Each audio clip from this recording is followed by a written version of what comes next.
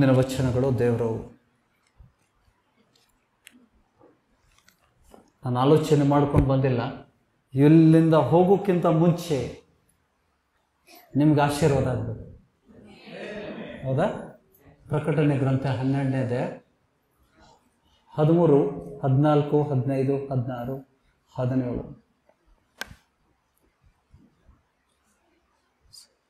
ಎಲ್ಲರಿಗೂ ಸಿಕ್ಕಿದೆ? R you ready? ಘಟಸರ್ಪನು ಸೈತಾನನು ತಾನು ದೊಬ್ಬಲ್ಪಟ್ಟು ಭೂಮಿಗೆ ಬಿದ್ದಿರುವುದನ್ನು ಕಂಡು ಗಂಡು ಮಗುವನ್ನು ಹೆತ್ತ ಸ್ತ್ರೀಯನ್ನು ಹಿಂಸಿಸುವುದಕ್ಕೆ ಅಟ್ಟಿಸಿಕೊಂಡು ಹೋದನು. ಆ ಸ್ತ್ರೀಯು ಅರಣ್ಯದಲ್ಲಿದ್ದ ತನ್ನ ಸ್ಥಳಕ್ಕೆ ಹಾರಿ ಹೋಗುವುದಕ್ಕಾಗಿ ಆಕೆಗೆ ದೊಡ್ಡ ಗರುಡ ಪಕ್ಷಿಯ 2 ರೆಕ್ಕೆಗಳು ಕೊಡಲ್ಪಟ್ಟವು.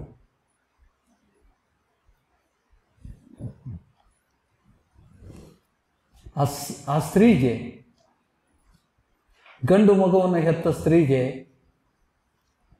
ಅರಣ್ಯದಲ್ಲಿ ತನ್ನ ಸ್ಥಳಕ್ಕೆ ಹಾರಿ ಹೋಗುವುದಕ್ಕಾಗಿ ಆಕೆಗೆ ದೊಡ್ಡ ಗರುಡ ಪಕ್ಷಿಯ 2 ರೆಕ್ಕೆಗಳು ಕೊಡಲ್ಪಟ್ಟವು. ಅಲ್ಲಿ ಅಂದರೆ ಅರಣ್ಯದಲ್ಲಿ 1 ಕಾಲ, 2 ಕಾಲ, ಅರ್ಧ ಕಾಲ ಸರ್ಪನ ಮುಖಕ್ಕೆ ಮರೆಯಾಗಿ ಪೋಷಣೆ ಹೊಂದುತ್ತಾಳೆ. ಯಾರು?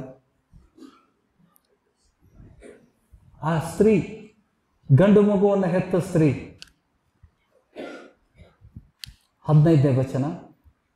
ಆ ಸರ್ಪನು ಸ್ತ್ರೀಯನ್ನು ಬಡಿಸಿಕೊಂಡು ಹೋಗಬೇಕೆಂದು ಆಕೆ ಹಿಂದೆ ತನ್ನ ಬಾಯೊಳಗಿಂದ ನೀರನ್ನು ನದಿಯಂತೆ ಬಿಟ್ಟನು. ಆದರೆ ಭೂಮಿಯು ಆ ಸ್ತ್ರೀ ಸಹಾಯಕ್ಕೆ ಬಂದು ಬಾಯಿ ತೆರೆದು ಘಟಸರ್ಪನು ತನ್ನ ಬಾಯೊಳಗಿಂದ ಬಿಟ್ಟ ನದಿಯನ್ನ ಕುಡಿದು ಬಿಟ್ಟಿತು. ಆಗ ಘಟಸರ್ಪನು ಸ್ತ್ರೀ ಮೇಲೆ ಕೂಪಿಸಿಕೊಂಡು, ಆ ಸ್ತ್ರೀ ಸಿಗಲಿಲ್ಲ, ಆ ಸಭೆ ಸಿಗಲಿಲ್ಲ. ಆ ಸಭೆ ಅಂತ ಹೆಂಗೆ ಗೊತ್ತಾಗ್ತದೆ ನಮಗೆ? 17ನೇ ವಚನದಲ್ಲಿ ಗೊತ್ತಾಗ್ತದೆ.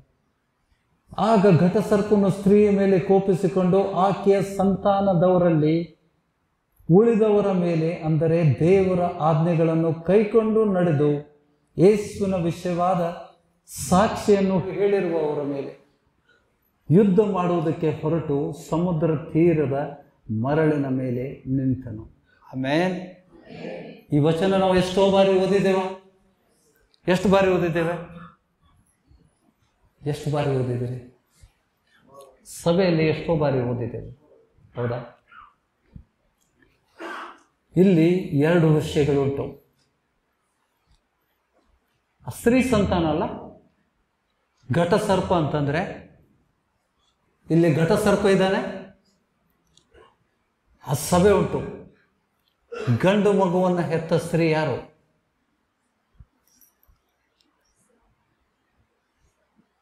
ಗಂಡು ಮಗು ಯಾರು? ಯೇಸು ಸ್ವಾಮಿ.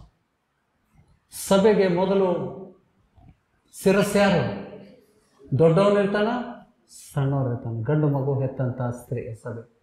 ಆ ಸಭೆ ವಿಷಯದಲ್ಲಿ, ಯಾಕೆಂದ್ರೆ 17ನೇ ವಚನ ಹೇಳ್ತದ ಆಕೆಯ ಸಂತಾನ, ಆ ಸ್ತ್ರೀ ಸಂತಾನ ಯಾರು? 17ನೇ ವಚನದಲ್ಲಿ ಗೊತ್ತೈತೆ. ಅದರಿಂದ ಗೊತ್ತೈತೆ 17वां वचन में मालूम पड़ता है कि वो स्त्री कौन है. ಆಗ ಘಟಸರ್ಪನು ಸ್ತ್ರೀಯ ಮೇಲೆ ಕೋಪಿಸಿಕೊಂಡು ಆಕೆಯ ಸಂತಾನದವರಲ್ಲಿ ಉಳಿದವರ ಮೇಲೆ, ಅಂದರೆ ದೇವರ ಆಜ್ಞೆಗಳನ್ನು ಕೈಕೊಂಡು ನಡೆದು ಯೇಸುವಿನ ವಿಷಯವಾದ ಸಾಕ್ಷಿಯನ್ನು ಹೇಳುವವರ ಮೇಲೆ ಯುದ್ಧ ಮಾಡುವುದಕ್ಕೆ ಹೊರಟು ಸಮುದ್ರ ತೀರದ ಮರಳಿನ ಮೇಲೆ ನಿಂತನು. ಘಟಸರ್ಪನು ಸೈತಾನ. ಯಾರ್ಯಾರಿದ್ದಾರಲ್ಲಿ? ಸಭೆ ಉಂಟು, ಸೈತಾನ ಇದ್ದಾನೆ. ಸೈತಾನ ಆ ಸಭೆಗೆ ಅಟ್ಯಾಕ್ ಮಾಡಲಿಕ್ಕೆ ಆ ಸಭೆ ಹಿಂದೆ ಹೋದ, ಆ ಸ್ತ್ರೀ ಹಿಂದೆ ಹೋದಾಗ ದೇವರು ಅದಕ್ಕೆ ಏನು ಕೊಟ್ಟ? ಗರುಡ ಪಕ್ಷಿಯ, ನೋಡಿ, ಆಕೆಗೆ ದೊಡ್ಡ ಗರುಡ ಪಕ್ಷಿಯ 2 ರೆಕ್ಕೆಗಳು ಕೊಡಲ್ಪಟ್ಟವು. ಯಾಕೆಂದ್ರೆ ಆ ಸ್ತ್ರೀಯು ಅರಣ್ಯದಲ್ಲಿ ತನ್ನ ಸ್ಥಳಕ್ಕೆ ಹಾರಿ ಹೋಗುವುದಕ್ಕಾಗಿ ಆಕೆಗೆ ದೊಡ್ಡ ಗರುಡ ಪಕ್ಷಿಯ 2 ರೆಕ್ಕೆಗಳು ಕೊಡಲ್ಪಟ್ಟವು. ಅಲ್ಲಿ ಆ ಅರಣ್ಯದಲ್ಲಿ ಅಸುರಕ್ಷಿತ ಸ್ಥಳದಲ್ಲಿ 1 ಕಾಲ, 2 ಕಾಲ, ಅರ್ಧ ಕಾಲ ಸರ್ಪನ ಮುಖಕ್ಕೆ ಮರೆಯಾಗಿ ಪೋಷಣೆ ಹೊಂದುತ್ತಾಳೆ. ಆ ಘಟ ಸರ್ಪನು ಸ್ತ್ರೀಯನ್ನು ಬಡಿಸಿಕೊಂಡು ಹೋಗಬೇಕೆಂದು, ಆ ಸ್ತ್ರೀಯನ್ನ ಬಡಿಸಿಕೊಂಡು ಹೋಗೋದಂದ್ರೇನು? ನಾಶ ಮಾಡಲಿಕ್ಕೆ, ಆ ಸಭೆಯನ್ನು ನಾಶ ಮಾಡಲಿಕ್ಕೆ ತನ್ನ ಪ್ರಭಾವದಿಂದ ಘಟ ಸರ್ಪನು ಸ್ತ್ರೀಯನ್ನು ಬಡಿಸಿಕೊಂಡು ಹೋಗಬೇಕೆಂದು ಆಕೆ ಹಿಂದೆ ತನ್ನ ಬಾಯಿಯೊಳಗಿಂದ ನೀರನ್ನು ನದಿಯಂತೆ ಬಿಟ್ಟನು. ಆದರೆ ಭೂಮಿಯು ಆ ಸ್ತ್ರೀಯ ಸಹಾಯಕ್ಕೆ ಬಂದು ಬಾಯಿ ತೆರೆದು ಘಟ ಸರ್ಪನು ತನ್ನ ಬಾಯಿಯೊಳಗಿಂದ ಬಿಟ್ಟ ನದಿಯನ್ನು ಕುಡಿದು ಬಿಟ್ಟಿತು. ಭೂಮಿಯು ಸಹಾಯಕ್ಕೆ ಬರ್ತದ? ಹಳೆ ಒಡಂಬಡಿಕೆ ಎಲ್ಲಾದರೂ ಸಹಾಯಕ್ಕೆ ಬಂದಿದೆ?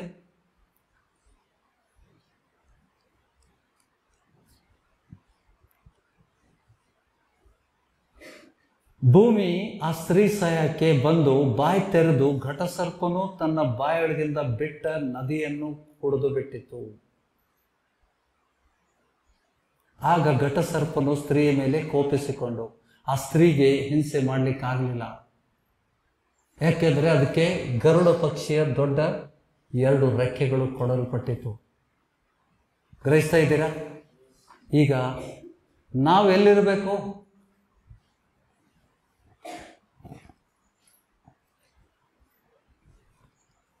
ಎಲ್ಲಿರ್ಬೇಕು? ಕೆಳಗಿನಲ್ಲಿ ಇರ್ಬೇಕಾ, 17ರಲ್ಲಿ ಇರ್ಬೇಕಾ, ಅಥವಾ ಮೇಲೆ ಇರ್ಬೇಕು? 14ರಲ್ಲಿ.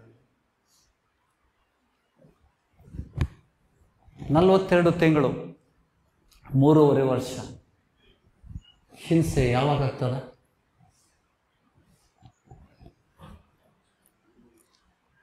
ನಲವತ್ತೆರಡು ತಿಂಗಳು ಯಾರಿಗೆ ಬರ್ತದ? 1 ಸಮಯ, 2 ಸಮಯ, ಅರ್ಧ ಸಮಯ ಅಂದ್ರೆ 3.5. ಗ್ರಹಿಸ್ತಾ ಇದ್ದೀರಾ? ಇಲ್ಲಿದೆಯಾ 1 ಕಾಲ? 14ನೇ ವಚನ. ಅಲ್ಲಿ ಆ ಸ್ತ್ರೀಗೆ 1 ಕಾಲ, 2 ಕಾಲ, ಅರ್ಧ ಕಾಲ ಸರ್ಪನ ಮುಖಕ್ಕೆ ಮರೆಯಾಗಿ ಪೋಷಣೆ ಹೊಂದುತ್ತಾಳೆ. ಆ ಸಭೆ ಪೋಷಣೆ ಹೊಂದದೆ 42 ತಿಂಗಳು. ಘಟ ಸರ್ಪನಿಗೆ ಮುಟ್ಟದಂತೆ, ಘಟ ಸರ್ಪನ ಸೈತಾನನ ಕೈಯಲ್ಲಿ सिकदंते. आर्यू गेटे? मराठी में पडेगा.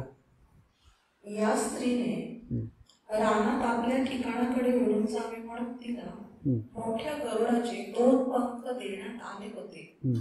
ते ती सर्पापासून सुरक्षित राहत असताना 1 काळ, 2 काळ व अर्धकाळ तिचे पोषण व्हावयाचे होते. मग त्या स्त्रीने वाहून जावे म्हणून तिच्या मागोमाग त्या सर्पाने आपल्या तोंडातून नदीसारखा पाण्याचा प्रवाह सोडला. परंतु स्त्रीला भूमीने सहाय्य केले. तिने आपले तोंड उघडून अजगराने आपल्या तोंडातून सोडलेली नदी गिळून टाकली. तेव्हा अजगर स्त्रीवर रागावला आणि देवाच्या आज्ञा पाळणारे व येशूविषयी साक्ष देणारे तिच्या संतानापैकी बाकीचे जे लोक होते त्यांच्याबरोबर लढाई करण्यास तो निघून गेला आणि तो समुद्राच्या वाळूत उभा राहिला. वचन ध्यानिस्वा. 14 में सुरक्षित है, 17 में सुरक्षित लोग सुरक्षित नहीं है, लेकिन वो भी परमेश्वर के लोग हैं. 14ನೇ ಅಧ್ಯಾಯದಲ್ಲಿ ದೇವರು ಘಟಸರ್ಪನ ಮುಖದಿಂದ ಘಟಸರ್ಪನಿಗೆ ಮುಟ್ಟದಂತೆ ಆ ಸ್ತ್ರೀಗೆ ಒಂದು ಸಂರಕ್ಷಣೆ ಕೊಡಲಿಕ್ಕೆ 3.5 ವರ್ಷ 42 ತಿಂಗಳು ಅವಳನ್ನ ಅರಣ್ಯ ಪ್ರದೇಶದಲ್ಲಿ ಗರುಡ ಪಕ್ಷಿ ಅಂತ 2 ರೆಕ್ಕೆಯನ್ನು ಕೊಟ್ಟು ಘಟಸರ್ಪನ ಕಣ್ಣಿನಿಂದ, ಆತನ ದೃಷ್ಟಿಯಿಂದ ಸುರಕ್ಷಿತ ಸ್ಥಳಕ್ಕೆ ಒಯ್ತಾನೆ. ಆಮೇಲೆ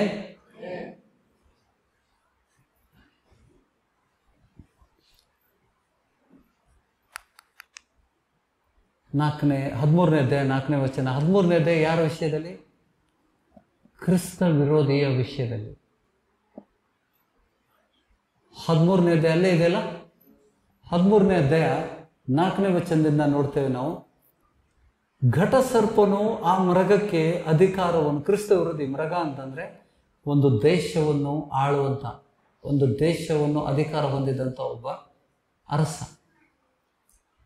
ಘಟಸರ್ಪನು ಆ ಮೃಗಕ್ಕೆ ಅಧಿಕಾರವನ್ನು ಕೊಟ್ಟವನಾದ್ದರಿಂದ ಅವರು ಆ ಘಟಸರ್ಪನಿಗೆ ನಮಸ್ಕಾರ ಮಾಡುವರಾದರು.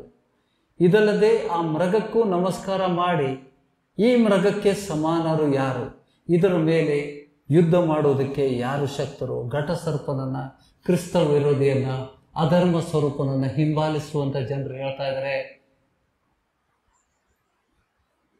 ಕ್ರಿಸ್ತ ವಿರೋಧಿಯನ್ನ ಹಿಂಬಾಲಿಸುವಂತ ಜನರು ಹೇಳ್ತಾ ಇದ್ದಾರೆ, ಈ ಮೃಗಕ್ಕೆ, ಕ್ರಿಸ್ತ ವಿರೋಧಿಗೆ ಸಮಾನರು ಯಾರು, ಇದರ ಮೇಲೆ ಯುದ್ಧ ಮಾಡುವುದಕ್ಕೆ ಯಾರು ಶಕ್ತರು ಅಂದರು. ಬಡಾಯಿ ಮಾತುಗಳನ್ನು, ದೂಷಣೆ ಮಾತುಗಳನ್ನು ಆಡುವ ಬಾಯಿ ಅದಕ್ಕೆ ಕೊಡಲ್ಪಟ್ಟಿತ್ತು ಮತ್ತು 42 ತಿಂಗಳು ಪರ್ಯಂತ ತನ್ನ ಕಾರ್ಯಗಳನ್ನು ನಡೆಸುವ ಅಧಿಕಾರವು ಅದಕ್ಕೆ ಕೊಡಲ್ಪಟ್ಟಿತು. ಅದು ಬಾಯಿ ತೆರೆದು ದೇವರನ್ನ ದೂಷಿಸಿದಲ್ಲದೆ ಆತನ ನಾಮವನ್ನು, ಆತನ ನಿವಾಸವನ್ನು, ಪರಲೋಕದ ನಿವಾಸಿಗಳನ್ನು ದೂಷಿಸಿತು. ಇದಲ್ಲದೆ ದೇವ ಜನರ ಮೇಲೆ ಯುದ್ಧ ಮಾಡಿ ಅವರನ್ನು ಜಯಿಸುವುದಕ್ಕೆ ಅದಕ್ಕೆ ಅಧಿಕಾರ ಕೊಡಲ್ಪಟ್ಟಿತು ಮತ್ತು ಸಕಲ ಕುಲ, ಪ್ರಜೆ, ಭಾಷೆ, ಜನಾಂಗಗಳ ಮೇಲೆ ಅದಕ್ಕೆ ಅಧಿಕಾರ ಕೊಡಲ್ಪಟ್ಟಿತು. ಜಗತ್ತು ಉತ್ಪತ್ತಿಗಿಂತ ಮೊದಲೇ ಕೊಯ್ಯಲ್ಪಟ್ಟ ಕುರಿಯಾದ ಆತನ ಬಳಿಯಲ್ಲಿರುವ ಜೀವಬಾಧ್ಯರ ಪಟ್ಟಿಯಲ್ಲಿ ಯಾರ ಹೆಸರುಗಳು ಬರೆದಿರುವುದಿಲ್ಲವೋ ಆ ಭುವ ನಿವಾಸಿಗಳೆಲ್ಲರೂ ಎಲ್ಲರೂ ಅದಕ್ಕೆ ಅಡ್ಡ ಬೀಳೋರು, ನಮಸ್ಕಾರ ಮಾಡೋರು. ಕಿವಿ ಉಳ್ಳವನು ಕೇಳಲಿ. ಎಷ್ಟು ಸಮಯ ಹಿಂಸೆ ಮಾಡ್ತಾನೆ, ಎಷ್ಟು ಸಮಯ ಹಿಂಸೆ ಮಾಡ್ತಾನೆ ಕ್ರಿಸ್ತ ವಿರೋಧಿ. ಅಧರ್ಮ ಸ್ವರೂಪನು ದೇವ ಜನರ ಮೇಲೆ ಎಷ್ಟು ಸಮಯ ಹಿಂಸೆ ಮಾಡ್ತಾನೆ? 42 ತಿಂಗಳು. ಸೇಮ ದೇವರು ಸಾಮ್ಯದಲ್ಲಿ ನುಡಿದಿದ್ದಾನ. 42 ಮಹಿನಾ 3.5 ಸಾಲ 42 ತಿಂಗಳಕ್ಕೆ ದೇವ ಜನರನ್ನ ಹಿಂಸೆ ಮಾಡಲಿಕ್ಕೆ ಅದಕ್ಕೆ ಅಧಿಕಾರ ಕೊಟ್ಟಿದೆ. ಹೌದಾ? ಆದರೆ ನೋಡಿ, ದೇವರು ಅಲ್ಲಿ 2 ವಿಷಯಗಳು.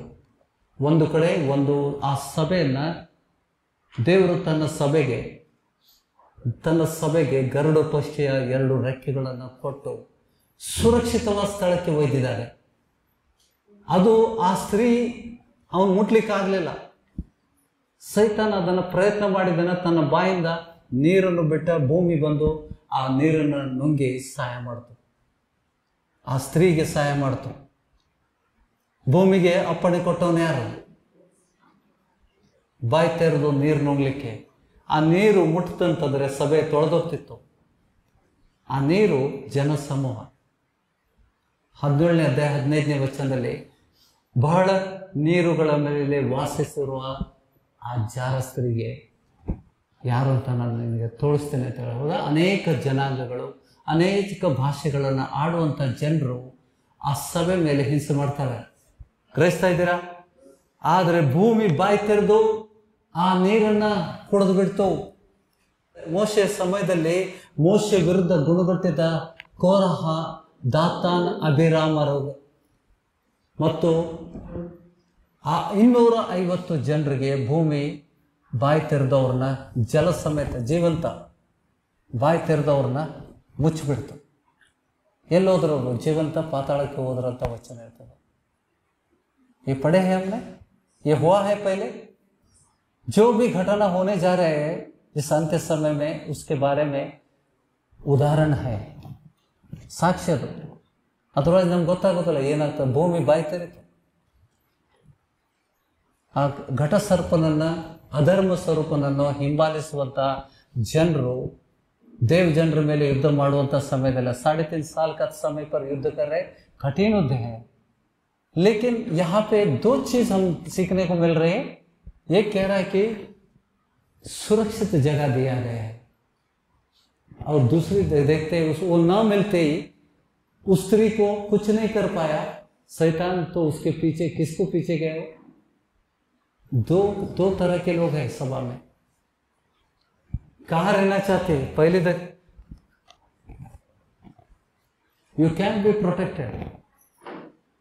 ದೇವರು ತನ್ನ ಮಕ್ಕಳನ್ನ ತನ್ನ ಸಭೆಯನ್ನ ಕಾಪಾಡಲಿಕ್ಕೆ ಸಮರ್ಥನಾಗಿದ್ದಾನೆ. ಆಮೇಲೆ ಗ್ರಹಿಸ್ತಾ ಇದ್ದೀರಾ? ಆದರೂ ಕೂಡ ಇಲ್ಲಿ ನಾವು ಕಲೀಲಿಕ್ಕುಂಟು, वो फेल होते हैं। क्यों ये लोग, बाकी लोग वहां नहीं है? गरुड़ पक्षी का, पंखे का उस सभा में क्यों नहीं है?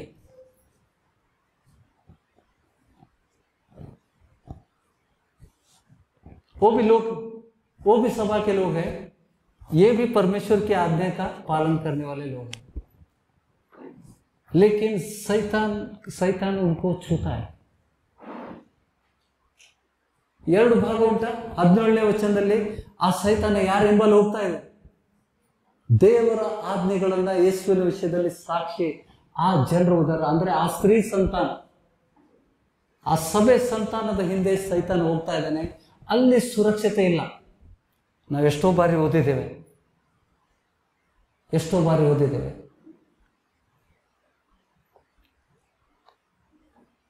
कहां पे रहना है हमको?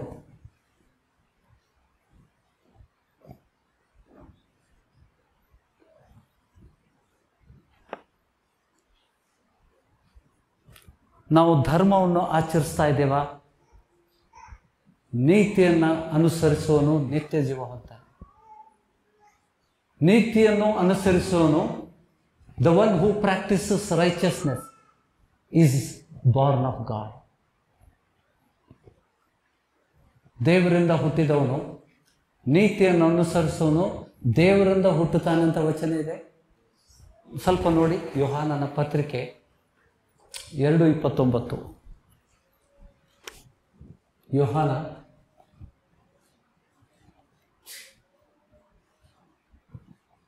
ಮೊದಲನೇ ಯೋಹಾನ 2ನೇ ಅಧ್ಯಾಯ 29ನೇ ವಚನ.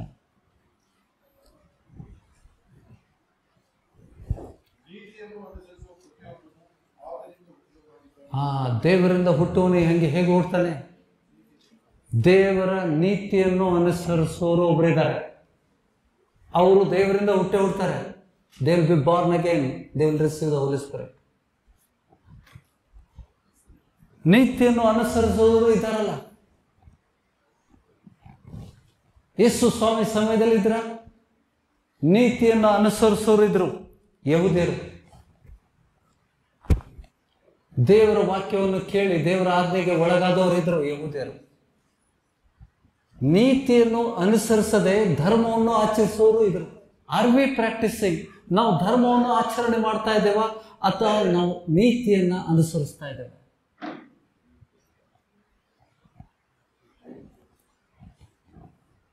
ದೇವರ ನೀತಿ ಏನು? ಯೇಸು ಕ್ರಿಸ್ತನೇ ದೇವರ ನೀತಿ. ದೇವರ ಕಡೆ ಬಂದಂತ ನೀತಿ, ಜ್ಞಾನ, ಬಿಡುಗಡೆ. ಹೌದಾ? ದೇವರ ಕಡೆಯಿಂದ ಬಂದಂತ ನೀತಿ ಯಾರು? ಯೇಸು ಸ್ವಾಮಿನೇ ನೀತಿ. ಯೇಸು ಸ್ವಾಮಿಯನ್ನ ಅನುಸರಿಸುವಂತ ಜನರು ದೇವರಿಂದ ಹುಟ್ಟುತ್ತಾರೆ. ಇನ್ನೊಂದು ಧರ್ಮ ಆಚರಣೆ. ಇವತ್ತಿಗುಂಟ, ಯೇಸು ಸ್ವಾಮಿ ಸಮಯದಲ್ಲಿತ್ತು. ವಚನದ ಮೂಲಕ ಹೋಗುವ ಅವ್ರಿಗೆ ಏನಂದಿದ್ದಾನೆ ದೇವರು? ನಾವು ಯೇಸು ಸ್ವಾಮಿಗಿಂತ ಮುಂಚೆ ಕರ್ತನ ಮಾರ್ಗವನ್ನು ಸರಿಪಡಿಸೋದಕ್ಕೋಸ್ಕರ ಯೋಹಾನನು ಕಳಿಸಲ್ಪಟ್ಟಿದ್ದ. ಮತ್ತಾಯನ ಸುವಾರ್ತೆ ಪ್ರಕಟಣೆ ಗ್ರಂಥದಲ್ಲಿ ಏನು ಹೇಳಿದ್ದು ಆ ಪ್ರಶ್ನೆ ಮರಿಬೇಡಿ. ಪ್ರಶ್ನೆ ಉಂಟಾ ತಲೆಯಲ್ಲಿ? First part, second part. ಗರುಡ ಪಕ್ಷಿಯ 3ನೇ ಅಧ್ಯಾಯ, ಮತ್ತಾಯನ ಸುವಾರ್ತೆ 3ನೇ ಅಧ್ಯಾಯ,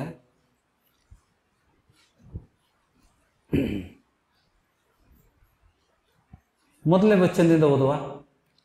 ಆ ದಿನಗಳಲ್ಲಿ ಸ್ನಾನಿಕನಾದ ಯೋಹಾನನು, ಪರಲೋಕ ರಾಜ್ಯವು ಸಮೀಪವಾಯಿತು, ದೇವರ ಕಡೆಗೆ ತಿರುಗಿಕೊಳ್ಳಿರಿ ಎಂದು ಯೂದಾಯದ ಅಡವಿಯಲ್ಲಿ ಸಾರಿ ಹೇಳುತ್ತಾ ಬಂದನು. ಕರ್ತನ ದಾರಿಯನ್ನು ಸಿದ್ಧ ಮಾಡಿರಿ, ಆತನ ಹಾದಿಗಳನ್ನು ನೆಟ್ಟಗೆ ಮಾಡಿರಿ ಎಂದು ಅಡವಿಯಲ್ಲಿ ಕೂಗುವವನ ಶಬ್ದವಿದೆ ಎಂಬುದಾಗಿ ಪ್ರವಾದಿಯಾದ ಯೆಶಾಯನಿಂದ ಸೂಚಿತನಾದವನು ಇವನೇ. ಈ ಯೋಹಾನನಿಗೆ ಒಂಟೆ ಕೂದಲಿನ ಹೊದಿಕೆಯು, ಸೊಂಟದಲ್ಲಿ ತೊಗಲಿನ ನಡುಕಟ್ಟು ಇದ್ದವು. ಅವನಿಗೆ ಮಿಡತೆ ಮತ್ತು ಕಾಡು ಜೇನು ಆಹಾರವಾಗಿದ್ದವು. ಸ್ನಾನಿಕ ಯೋಹಾನನಿಗೆ. ಆಗ ಯೆರೂಸಲೇಮು, ಎಲ್ಲ ಯೂದಾಯು ಯೋರ್ದನ್ ಹೊಳೆಯ ಸುತ್ತಲಿರುವ ಎಲ್ಲಾ ಸೀಮೆಯು ಅವನ ಬಳಿಗೆ ಹೊರಟು ಹೋಗಿ ಅವರು ತಮ್ಮ ತಮ್ಮ ಪಾಪಗಳನ್ನು ಹೇಳಿಕೊಂಡು ಯೋರ್ದನ್ ಹೊಳೆಯಲ್ಲಿ ಅವನಿಂದ ದೀಕ್ಷಾ ಸ್ನಾನ ಮಾಡಿಸಿಕೊಳ್ಳುತ್ತಿದ್ದರು. ಆದರೆ ಅವನು ಫರಿಸಾಯರಲ್ಲಿಯೂ ಸದುಕಾಯರಲ್ಲಿಯೂ ಅನೇಕರು ತನ್ನಿಂದ ಸ್ನಾನ ಮಾಡಿಸಿಕೊಳ್ಳುವುದಕ್ಕೆ ಬರುವುದನ್ನು ಕಂಡು ಅವರಿಗೆ, ಎಲೈ ಸರ್ಪ ಜಾತಿಯವರೇ, ಮುಂದೆ ಕಾಣಬರುವ ದೈವ ಕೋಪದಿಂದ ತಪ್ಪಿಸಿಕೊಳ್ಳುವುದಕ್ಕೆ ನಿಮಗೆ ಉಪದೇಶ ಮಾಡಿದವರು ಯಾರು? ಹಾಗಾದರೆ ನಿಮ್ಮ ಮನಸ್ಸು ದೇವರ ಕಡೆಗೆ ತಿರುಗುತ್ತೆಂಬುದನ್ನು ತಕ್ಕ ಫಲದಿಂದ ತೋರಿಸಿರಿ. ಗ್ರಹಿಸ್ತಾ ಇದ್ದೀರಾ? ಫರಿಸಾಯರು ಸದುಕಾಯರಿಗೆ ಬೈತಾ ಇದ್ದಾನೆ. ಬೇರೆ ಜನರಿಗೆ ಯಹೂದ್ಯರಿಗೆ ಬೈಲಿಲ್ಲ. ಅವರು ಬಂದು ಸ್ನಾನ ಮಾಡಿದ್ರು, ದೀಕ್ಷಾ ಸ್ನಾನ ಮಾಡಿಸ್ಕೊಂಡ್ರು. ಪಶ್ಚಾತ್ತಾಪ ಪಟ್ಟು ಪಾಪ ಪರಿಹಾರಕ್ಕೋಸ್ಕರ ಪಶ್ಚಾತ್ತಾಪ ಪಟ್ಟು ಅವರು ದೀಕ್ಷಾ ಸ್ನಾನ ಮಾಡಿಕೊಂಡ್ರು. ಗ್ರಹಿಸ್ತಾ ಇದ್ದೀರಾ? ಮನಸ್ಸು ಕದಲಿ ಕೊಡಬೇಡ್ರಿ. ಬಹಳ ವಿಶೇಷವಾದಂಥ ವಚನಗಳು ಇವತ್ತು. ದೇವರು ಇಲ್ಲಿ ಹೊರಗಡೆ ಹೋಗೋಕ್ಕಿಂತ, ಇವತ್ತು ಸಭೆಯಿಂದ ನೀವು ಹೊರಗಡೆ ಹೋಗೋಕ್ಕಿಂತ ಮುಂಚೆ ನಿಮಗೆ ಅದ್ಭುತ ಕಾರ್ಯಗಳು ನೆರವೇರುವಂತೆ ದೇವರು ಮಾರ್ಗ ತೆರಲಿಕ್ಕಿದ್ದಾನೆ. ಕೆಲವೊಂದು ಅರಿಕೆ ಮಾಡಿಸ್ತೇನೆ ನಿಮಗೆ. ಮೊದಲು ವಚನ ಕೊಡ್ತೇನೆ, ನಂತರ ಅರಿಕೆ ಮಾಡಿ. ಓಕೆ? ನಾವೆಲ್ಲಿ ತಪ್ಪಿದ್ದೀವಿ ಅಂತ ಗೊತ್ತಾಗಬೇಕು. ಸಭೆ ನಮ್ಮನ್ನು ಗದರಿಸ್ತಾ ಇದ್ರೆ ಅಂತ ಸಭೆಗೆ ಹೋಗಿ ಉಪಯೋಗ ಇಲ್ಲ. ಯಾಕೆಂದ್ರೆ we are not practising religion, we are practising righteousness. ಈ ಸಭೆಯಲ್ಲಿ ನೀತಿಯನ್ನು ಅನುಸರಿಸುವಂತೆ ನಿಮಗೆ ಸ್ವಸ್ಥ ಬೋಧನೆ ಸಿಗ್ತದೆ. ಇದು ಇಲ್ಲಿ ನಿನಗೆ ಧರ್ಮಾಚರಣೆ ಇಲ್ಲ. ಫರಿಸಾಯರು ಏನು ಮಾಡ್ತಾ ಇದ್ರು? ಏನು ಆಚರಣೆ ಮಾಡ್ತಾ ಇದ್ರು? ಧರ್ಮಾಚರಣೆ ಮಾಡ್ತಾ ಇದ್ರು. ಅದಕ್ಕೆ ಯೇಸುಸ್ವಾಮಿನ ಸ್ವೀಕಾರ ಮಾಡಲಿಲ್ಲ, ಅವರು ಗುರುತಿಸ್ಕೊಳ್ಳಿಲ್ಲ. ಯಾಕೆ? ನೀತಿಯನ್ನು ಅನುಸರಿಸುವವರಾಗಿರಲಿಲ್ಲ. ಈಗ ಆ ಎರಡು ಸಭೆಗಳ ವಿಷಯದಲ್ಲಿ ನೋಡ್ತೇವೆ. ಒಂದು ಸಭೆಗೆ ಗರುಡು ಪಕ್ಷಿ ಅಂತ ಎರಡು ರೆಕ್ಕೆಗಳು ಕೊಡಲ್ಪಟ್ಟಿತ್ತು. ಆ ಸರ್ಪನ ಮುಖಕ್ಕೆ ಮರೆ ಮಾಡಿ ಸುರಕ್ಷಿತವಾಗಿ ಇಟ್ಟಿದ್ದ. ಎಷ್ಟು? 3.5 ವರ್ಷ.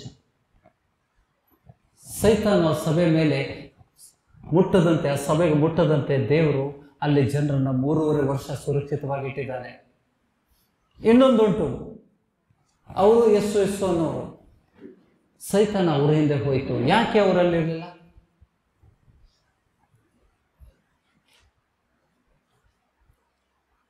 ಆ ಸ್ತ್ರೀಗೆ 2 ರೆಕ್ಕೆಗಳು ಕೊಟ್ಟಿತ್ತು, ಅದು ಸುರಕ್ಷಿತವಾಗಿತ್ತು. ಅದರಲ್ಲಿರುವಂಥ ಜನರು, ಆ ಸಭೆ ಜನರು ಸುರಕ್ಷಿತವಾಗಿದ್ದರು. ಇನ್ನೊಂದು, ಕೆಲವರು ಹೊರಗಿದ್ದಾರೆ. ನಾವು ಎಷ್ಟೋ ಬಾರಿ ಓದಿದ್ದೀವ, ಇದನ್ನ ಆಲೋಚನೆ ಮಾಡಿದ್ದೇವ?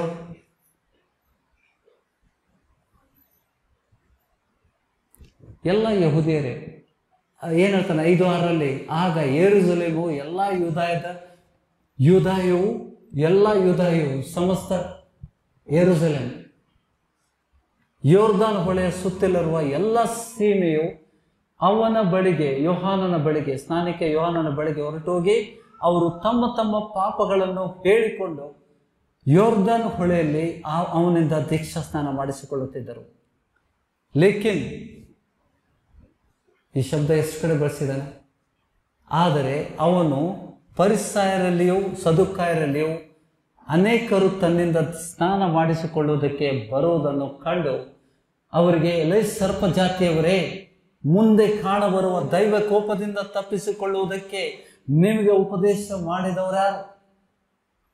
ಹಾಗಾದರೆ ನಿಮ್ಮ ಮನಸ್ಸು ದೇವರ ಕಡೆಗೆ ತಿರುಗಿತೆಂಬುದನ್ನು ತಕ್ಕ ಫಲದಿಂದ ತೋರಿಸಿರಿ. ಹಾಗಾದರೆ ನಿಮ್ಮ ಮನಸ್ಸು ದೇವರ ಕಡೆಗೆ ತಿರುಗಿತೆಂಬುದನ್ನು ತಕ್ಕ ಫಲದಿಂದ ತೋರಿಸಿರಿ. Show the fruits that you R.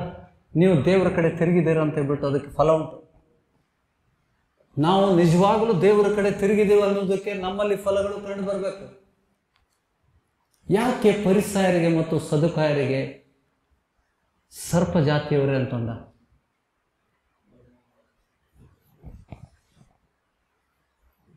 ಸಾಪಾಚ ಪಿಲ್ಲು, ಯು ಬ್ರೂಡ್ ಆಫ್ ವೈಪರ್ಸ್. ಗ್ರಹಿಸ್ತಾ ಇದ್ದೀರಾ?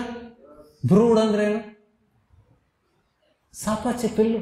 मराठी में काय आहे? ಸಾಪಾಚ ಪಿಲ್ಲನು. ಪ್ರವಾದಿಯವನು ಯೇಸು ಹೇಳ್ತಾನೆ, ಸ್ತ್ರೀಯರಲ್ಲಿ ಹುಟ್ಟಿದ್ರು ಆತನ ಯೋಹಾನಕ್ಕಿಂತ ದೊಡ್ಡವನು ಯಾರೂ ಇಲ್ಲ. He is a last prophet. ಧರ್ಮ ಆಚರಣೆ ಮಾಡೋರಿಗೆ ಹೇಳ್ತಾ ಇದ್ದಾನೆ, ಸಾಪಾಚಿತ್ತಿಲ್ಲನೋ, ನೀವು ದೇವರ ಕಡೆ ತಿರುಗಿಕೊಂಡಿದ್ದಕ್ಕೆ ತಕ್ಕ ಫಲಗಳಿಂದ ತೋರಿಸ್ಕೊಳ್ರಿ, ಇಲ್ಲಾಂದ್ರೆ ನಾಶ ಆಗ್ತೀರಿ. ದೈವ ಕೋಪದಿಂದ ತಪ್ಪಿಸ್ಕೊಳ್ಳೋದಕ್ಕೆ ತಕ್ಕ ಫಲಗಳನ್ನು ತೋರಿಸ್ರಿ. ಈಗ ವಿ ಕ್ಯಾನ್ ಡಿಸೈಡ್ ವಿಚ್, ಆ ಗರುಡ ಪಕ್ಷಿಯ ಸಭೆ ನಮ್ಗೆ ಬೇಕಾ ಅಥವಾ ಕೆಳಗಡೆ ಸಭೆ ಬೇಕಾ? ಅದಕ್ಕೆ ಸುರಕ್ಷಿತ ಉಂಟು. 3.5 साल हम बच के रह सकते हैं अगर वचन सही समझोगे. ಇಫ್ ಯು ಪ್ರಾಕ್ಟೀಸ್ ರೈಚಿಯಸ್ನೆಸ್, ದೇವರ ವಚನಕ್ಕೆ ನೀನು ಸಮ್ಮಾನಿಸಿ ಅದರ ಪ್ರಕಾರ ನೀನು ಕಡ್ಕೊಂಡ್ರೆ ಮೊದಲನೇ ಸಭೆಯಲ್ಲಿ ಇರ್ತಿದಿ. If you practice the religion, ಧರ್ಮಾಚರಣೆ ಮಾಡುವಂಥ ಸಭೆಗಳಲ್ಲಿ ನೀನು ಹೋದರೆ ಸರ್ಪನ ಕೈಗೆ ಸಿಕ್ಕಾಕೊಳ್ತದೆ, ಘಟ ಸರ್ಪನ ಕೈಗೆ ಸಿಕ್ಕಾಕೊಳ್ತದೆ. ಎರಡು ಉಂಟ ಅಲ್ಲಿ.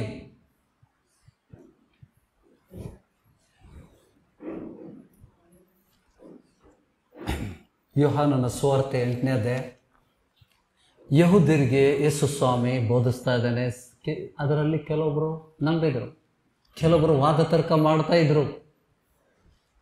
30ನೇ ವಚನದಿಂದ ನಾವು ಓದುವ, ಆತನು ಈ ಮಾತುಗಳನ್ನಾಡುವಾಗ ಅನೇಕರು ಆತನಲ್ಲಿ ನಂಬಿಕೆ ಇಟ್ಟರು. ಆಗ ಯೇಸು ತನ್ನನ್ನು ನಂಬಿದ ಯಹೂದ್ಯರಿಗೆ, ನೀವು ನನ್ನ ವಾಕ್ಯಗಳಲ್ಲಿ ನೆಲೆಗೊಂಡಿರುವುದಾದರೆ ನಿಜವಾಗಿ ನನ್ನ ಶಿಷ್ಯರಾಗದು. ನನ್ನ ವಾಕ್ಯದಲ್ಲಿ ನೆಲೆಗೊಂಡ್ರೆ ಮಾತ್ರ ಶಿಷ್ಯರಾಗ್ತೀರಿ. परमेश्वर के वचन अगर तुम्हारे अंदर बसा हुआ है तो ही तुम उसके शिष्य बनेंगे, सच्चे शिष्य बनेंगे. ಸುಳ್ಳು ಶಿಷ್ಯರು ಇದ್ದಾರಂತ ಆಯ್ತಲ್ಲ. ಯಾರಲ್ಲಿ ವಾಕ್ಯ ಇಲ್ಲ, ಬರೀ SMS ಮಾಡಕ್ಕೆ ವಾಕ್ಯ ಕೊಡ್ತಾರ, ನಡೆಯಕ್ಕಲ್ಲ. ಇನ್ನೊಬ್ರು ನುಸೋದು, ನೋಡು ವಾಕ್ಯ ಹಿಂಗೈತಿ, SMS ಕಳಿಸ್ತಾರಲ್ಲ ನುಸಾಕ. वहां भी दो लोग हैं. कोई चल रहा है, उस वचन अपने लिए है, मैं चल के वो वचन उसके अंदर बसा हुआ है. और एक क्या कर रहा है, गन जैसा यूज कर रहा है. SMS कಳಿಸಿ ನೋಡು, ನೀ ಎಲ್ಲದಿ ನೋಡು, अटैकिंग मोड. और ಎರಡನೇ कैटेगरी शैतान के हाथ में फंसते हैं. ಸುಳ್ಳು ಶಿಷ್ಯರು ಇದ್ದಾರೆ. ನಿಜವಾದ ಶಿಷ್ಯರು ಆಗ್ಬೇಕಂದ್ರೆ ನನ್ನ ವಚನಗಳು ನಿಮ್ಮಲ್ಲಿ ನೆಲೆಗೊಂಡ್ರೆ ಮಾತ್ರ ನೀವು ನಿಜವಾಗಲೂ ನನ್ನ ಶಿಷ್ಯರಾಗ್ತೀರಿ. ಆಗ ಸತ್ಯವನ್ನು ತಿಳ್ಕೊತೀರಿ. ಶಿಷ್ಯರಾದಾಗ ನೀವು ನನ್ನ ವಚನಗಳು ನೆಲೆಗೊಂಡ್ರೆ ಮಾತ್ರ ಶಿಷ್ಯರಾಗ್ತೀರಿ. ಆವಾಗ ನೀವು ಸತ್ಯವನ್ನು ತಿಳ್ಕೊತೀರಿ. ಇಲ್ಲಾಂದ್ರೆ ಗೂಢಾರ್ಥಗಳು ನಿಮ್ಗೆ ಪ್ರಕಟ ಆಗೋದಿಲ್ಲ.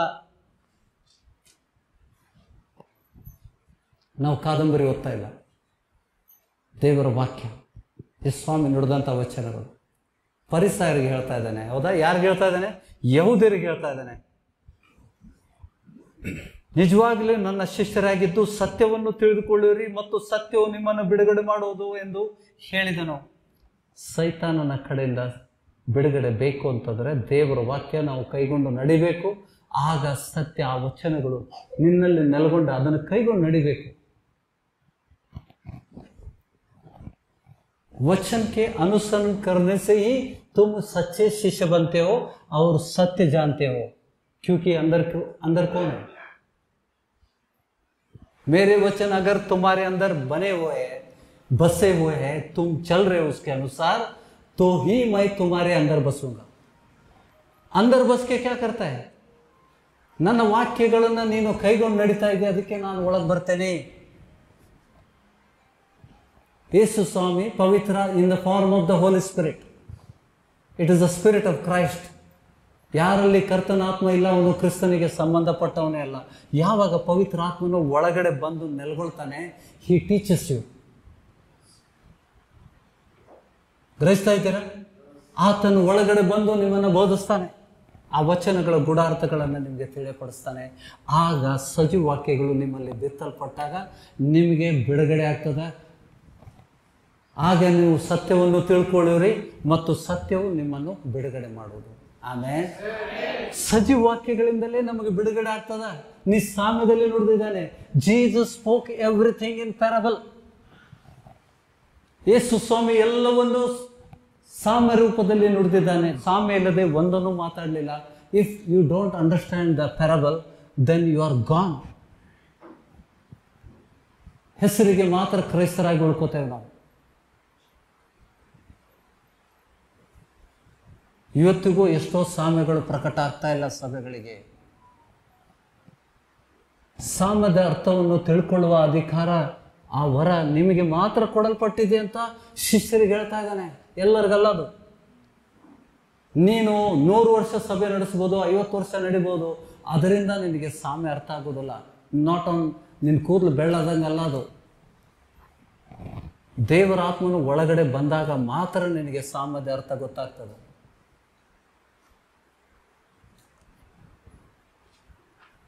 ಇಲ್ಲಿ ನೋಡ್ರಿ, ನೆಕ್ಸ್ಟ್ ಏನಾಯ್ತು? ಜಗಳ ಮಾಡಕ್ ಚಾಲು ಮಾಡಿದ್ರು. ನಾವು ಅಬ್ರಾಹ್ಮನ ಸಂತತಿಯವರು, हम अब्राहम के संतति है, हम कभी किसी के दास नहीं थे. कैसे कहा तूने? बंधन से मुक्त होते हैं, हम कभी बंधन में नहीं थे. देखो आगे का क्वेश्चन देखो. ಅದಕ್ಕೆ ಅವರು ಯಹೂದ್ಯರು, ನಾವು ಅಬ್ರಾಹ್ಮನ ಸಂತಾನದವರು, ನಾವು ಯಾರಿಗೂ ಎಂದೂ ದಾಸರಾಗಿಲ್ಲ, ನಿಮಗೆ ಬಿಡುಗಡೆ ಆಗುವುದೆಂದು ನೀನು ಹೇಳುವುದೇನು? ಶರ್ಟ ಇಟ್ಬಿಟ್ರೆ ಯೇಸ್ವಾಮಿ, ನೀ ಹೆಂಗಂದಿ? ನಮ್ಗೆ ಬಿಡುಗಡೆ ಆಗ್ತದಂತ ಹೆಂಗೆ ಹೇಳಿದಿ ನೀನು? ನಾವು ಅಬ್ರಾಹ್ಮನ ಮಕ್ಕಳು, ನಾವೆಂದೂ ನಮ್ಗೆ ಯಾರೂ ಮಾರಿಲ್ಲ, ದಾಸತ್ವದಲ್ಲಿಲ್ಲ. ಅದಕ್ಕೆ ಯೇಸು ನಿಮಗೆ ನಿಜ ನಿಜವಾಗಿ ಹೇಳುತ್ತೇನೆ, ಪಾಪ ಮಾಡುವರೆಲ್ಲರೂ ಪಾಪಕ್ಕೆ ದಾಸರಾಗಿದ್ದಾರೆ. ಆಮೇನ್. जो पाप करता है, जिसके अंदर पाप है, उसके अंदर शैतान भी है. वो लोगों को नहीं समझा, ಪ್ರಭು ಕಿ ಭಾಷಾ नहीं समझा. ಸಾಮ್ಯ ಅವ್ರಿಗೆ ಅರ್ಥ ಆಗಲಿಲ್ಲ ಯಹೂದ್ಯರಿಗೆ. ಯಾವ ದಾಸತ್ವಕ್ಕೆ ಹೇಳ್ತಾ ಇದ್ದಾನೆ? ಪಾಪ ಮಾಡೋನು ಸೈತಾನನ ವಶದಲ್ಲಿದ್ದಾನೆ. ನಾವು ಪಾಪ ಮಾಡಿದಾಗ ಸೈತಾನನ ವಶಕ್ಕೆ ಹೋಗ್ತೇವೆ. ಸೈತಾನ ಯಾರಿಗೂ ಕಿಮ್ಮತ್ ಕೊಡುವುದಿಲ್ಲ. He is a king. ಆತನು ಅಂಧಕಾರದ ದೊರೆ, ಅಂಧಕಾರದ ರಾಜ್ಯದ ಒಡೆಯ. ಆತನ ರಾಜ್ಯ ಉಂಟು. ಅವನು ಭಾಳ ಡಿಸಿಪ್ಲಿನ್ಡ್. ಎಲ್ಲರ ಕಡೆ ಒಬ್ಬೊಬ್ಬರನ್ನ ಇಟ್ಬಿಟ್ಟಿರ್ತಾನೆ. ಇವರೆಲ್ಲ ದೇವ್ರ ಮಕ್ಕಳು. ಇವರು ಅಪನಂಬಿಕೆ ತೋರಿಸಿದಾಗ ಹೊಕ್ಕು ಬಿಡಬೇಕು. ಅಪನಂಬಿಕೆ ಪಾಪ, ಸೈತಾನ ಗೊತ್ತುಂಟು. ಎಷ್ಟೋ ಪಾಸ್ಟರ್ಗಳಿಗೆ ಗೊತ್ತಿಲ್ಲ. ಅಪನಂಬಿಕೆ ಪಾಪ ದೇವ್ರ ವಚನದಲ್ಲಿದೆ. ಜಬ್ ತುಮ್ ಗಲ್ತಿಯಾं करते हो, शैतान तुमको पूछने से पहले, तुम सोचने से पहले अंदर आ चुका है. ಯಾಕೆಂದರೆ ನೀನು ವಚನ ಉಲ್ಲಂಘನೆ. C how beautifully god has kept. ನಮ್ಮನ್ನು ತಿದ್ದಕ್ಕೆ ಯಾರಿಗಿಟ್ಟಾನ? ತಿದ್ದಕ್ಕೆ. ಸೈತಾನ್ ಕ್ಯಾ ಹೇ? ದೇವರ ಚಾಬುಕ ಅದು. ಲೋಕದ ತಂದೆ ದಂಡ ಯೂಸ್ ಮಾಡ್ತಾನೆ, ದೇವರು ಸೈತಾನಿಗೆ ಯೂಸ್ ಮಾಡ್ತಾನೆ. ಯೇಸು ಸ್ವಾಮಿ ಅಪ್ಪಣೆ ಇಲ್ಲದೆ ಸೇವಕರನ್ನ ಯಾರಿಗೂ ಮುಟ್ಟೋದಿಲ್ಲ ಅಂತೇಳಿ ದೇವರ ಅಪ್ಪಣೆಯಿಂದಾನೇ ಬಂದಿರ್ತದೆ. ಯೇಸು ಸ್ವಾಮಿ ಹೇಳಿದ್ದಾನೆ, ಸೀಮೋನನೇ ಸೈತಾನನು ನಿನ್ನನ್ನು ಗೋಧಿಯಂತೆ ಒನೆಯಲು ಅಪ್ಪಣೆ ಕೇಳಿದ್ದ. ನಿನ್ನ ನಂಬಿಕೆ ಕುಂದಿ ಹೋಗದಂತೆ ನಾನು ವಿಜ್ಞಾಪನೆ ಮಾಡಿದೆ. I prayed for you. ಯಾಕಂದರೆ you have not received the holy spirit at. ಪವಿತ್ರ ಆತ್ಮನು ಇನ್ನೂ ಬಂದಿರಲಿಲ್ಲ. ದೀಕ್ಷಾಸ್ಥಾನ ಆಗಿತ್ತು. ಅಪೋಸ್ತಲರದೆಲ್ಲರದ್ದು ದೀಕ್ಷಾಸ್ಥಾನ ಆಗಿತ್ತು. ಲೇಕಿನ್ ಪವಿತ್ರ ಆತ್ಮ ನೈ ಆಯ್ತ. ಇವತ್ತಿಗೆ ಬೋಧನೆಗಳು ಹೆಂಗುಂಟು? ದೀಕ್ಷಾಸ್ಥಾನ ಮಾಡಿದ ತಕ್ಷಣ ಟ್ವೈಕ್ ಅಂತ ಬಂದ್ಬಿಡ್ತಾನೆ ಪವಿತ್ರ ಆತ್ಮ. ಏನು ಮಾಡ್ತಾನೆ? ಮುಂದೇನು ಮಾಡ್ತಾನೆ? ಏನು ಮಾಡೋದಿಲ್ಲ, ಮಲ್ಕೊಂಡಿರ್ತಾನೆ. एक स्टूल अंदर बेंच डाल के सोता है पवित्र आत्मा, कुछ नहीं करता है. ಪಾಪರಹಿತ ಜೀವಿತ ಜೀವಿಸಲಿಕ್ಕೆ ಪವಿತ್ರ ಆತ್ಮನನ್ನು ಕೊಡಲ್ಪಟ್ಟಿದೆ. ನೀವು ದೀಕ್ಷಾಸ್ಥಾನ ಹೊಂದಿದಾಗ ಮತ್ತು ದೇವರ ಆಜ್ಞೆಗಳನ್ನು ಕೈಗೊಂಡು ನಡೆದಾಗ ಪವಿತ್ರ ಆತ್ಮನ ಹೊಂದ್ಕೊಳ್ತೀರಿ. ಆಗ ನೀವು ರೋಗಗ್ರಸ್ತ ಜೀವನ. ಎಕ್ಸಿಡೆಂಟ್ಸ್ ನೈ ಹೋತೆ ಭಾಯ್. ನೀವು ಸರಿಯಾದ ಮಾರ್ಗ, ಸರಿಯಾದ ಸಭೆಗಳಿಗೆ ಹೋದರೆ ಎಕ್ಸಿಡೆಂಟ್, ಅಪಘಾತಗಳು ಆಗೋದಿಲ್ಲ, ಅಕಾಲಿಕ ಮರಣಗಳು ಆಗೋದಿಲ್ಲ. ಒಂದು ವೇಳೆ ಆದರೂ ಕೂಡ ಜೀವ ಕೊಟ್ಬಿಡ್ತಾನೆ. ನಮ್ಮ ಮಧ್ಯದಲ್ಲಿ ನಮ್ಮ ಸಹೋದರಿ ಇದ್ದಾರೆ, ಅಲ್ಲಿ ಸಾಕ್ಷಿ. But you have to become the member of the church my dear. हम उस अंग बनना है उस सभा की, उस सर है, प्रभु सर है, उस सर के लिए हम अंग बनना है, तो ही प्रभु तुमको सुरक्षा करेगा। पेट दर्द के लिए आओगे, पेट दर्द जाएगा, तुम जलोगे, ಮತ್ತೇನು ನಿಮ್ಗೆ ಸಿಗೋದಿಲ್ಲ। ಏನು ಸುರಕ್ಷತೆ ಕವಚದಲ್ಲಿ ಇಲ್ಲಲ್ಲ, you are not protected. God want to protect his church. ಈ ವಚನವಿದೆಯಾ ಪ್ರಕಟಣೆ ಗ್ರಂಥದಲ್ಲಿ? ದೇವರು ಆ ಸಭೆಗೆ ಗರುಡ ಪಕ್ಷಿಯ ರೆಕ್ಕೆಯನ್ನು ಕುಟ್ಕೊಂಡು ಆ ಸಭೆಯಲ್ಲಿ ನಾವು ಇರಬೇಕು। ಬೇಡ್ತೀರಾ ದೇವ್ರ ಹತ್ರ, ಸ್ವಾಮಿ ಗರುಡು ಪಕ್ಷಿ ರೆಕ್ಕೆಗಳನ್ನು ಕೊಡುವಂಥ ಸಭೆಯಲ್ಲಿ ನಮ್ಮನ್ನು ಇಡೋದು ದೇವ್ರೆ। ಯಾಕೆಂದರೆ ಆ 3.5 ವರ್ಷ ಕಠಿಣವಾದ ಹಿಂಸೆ ಮೂಲಕ ನಾವು ಹಾದು ಹೋಗದಂತೆ ದೇವರು ನಮಗೆ he has made the provision. ಎಷ್ಟು ವರ್ಷ ಆಯಿತು ಬರೆದು, ಆ ವಚನಗಳು ಬರೆದು ಎಷ್ಟು ವರ್ಷ ಆಯಿತು? कौन प्रकट करता है? पवित्र आत्मा प्रकट करता है। देवर आत्मा वचन प्रकट ಮಾಡಿದರೆ ಮಾತ್ರ ನಮಗೆ ಸತ್ಯ ಗೊತ್ತಾಗ್ತದೆ।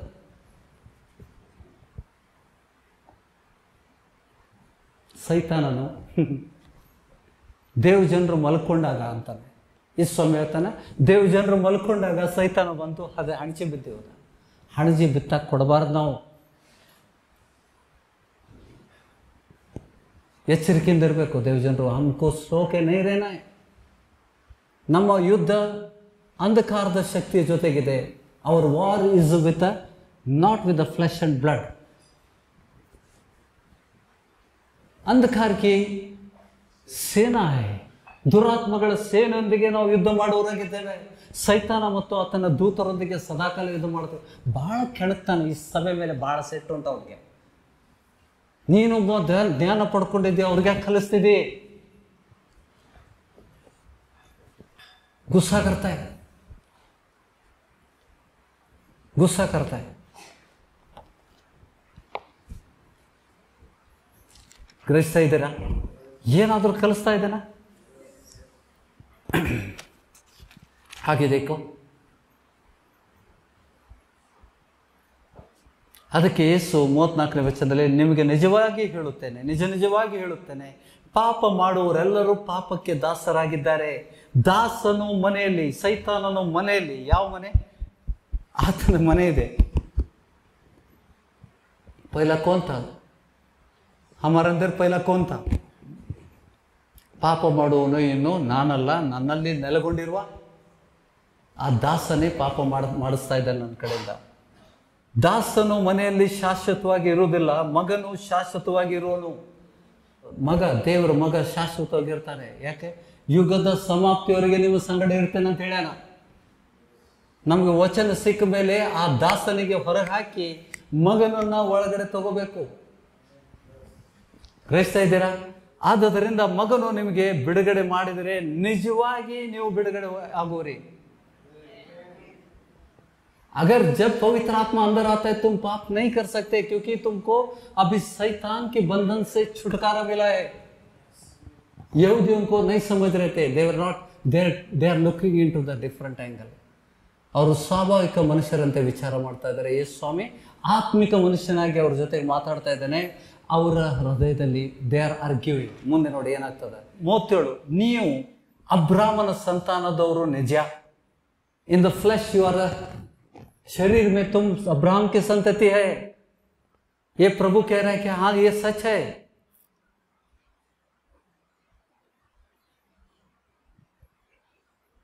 ನೀವು ಅಬ್ರಾಮನ ಸಂತಾನದವರು ನಿಜ, ಆದರೂ ನನ್ನ ವಾಕ್ಯವು ನಿಮ್ಮಲ್ಲಿ ಸಾಗದೇ ಇರುವುದು ಕಾರಣ ನನ್ನನ್ನು ಕೊಲ್ಲುವುದಕ್ಕೆ ನೋಡ್ತೀರಿ।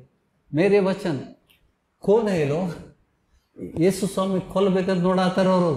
मेरे वचन ग्रहण करने के लिए तुम्हारे हृदय के अंदर जगह नहीं है, इसके लिए तुम मुझे मारने के लिए कोशिश कर रहे हैं। ನಾನು ತಂದೆ ಬಳಿಯಿಂದ ನೋಡಿದ್ದನ್ನು ಹೇಳುತ್ತೇನೆ, ನೀವು ತಂದೆಯನ್ನು ಕೇಳಿದ್ದನ್ನ ಮಾಡಿರಿ ಅಂದನು। ಮೇರಾ ಪಿತಾ ಕಾ ಮೈ ಬೋಲೂಂಗಾ, ತುಮಾರಾ ಪಿತಾ ಜೋ ಬೋಲ್ತಾ ಹೈ ವೋ ತುಮ್ ಕರೋ। ಮಾತಲ್ಲಿ ನಿಮ್ಮಪ್ಪ ಬೇರೆ, ನಮ್ಮಪ್ಪ ಬೇರೆ। My dad is different. ಹೌದಾ? ನಮ್ಮ ದೇವರು, ನಮ್ಮ ತಂದೆ ಬೇರೆ ಅಲ್ವಾ?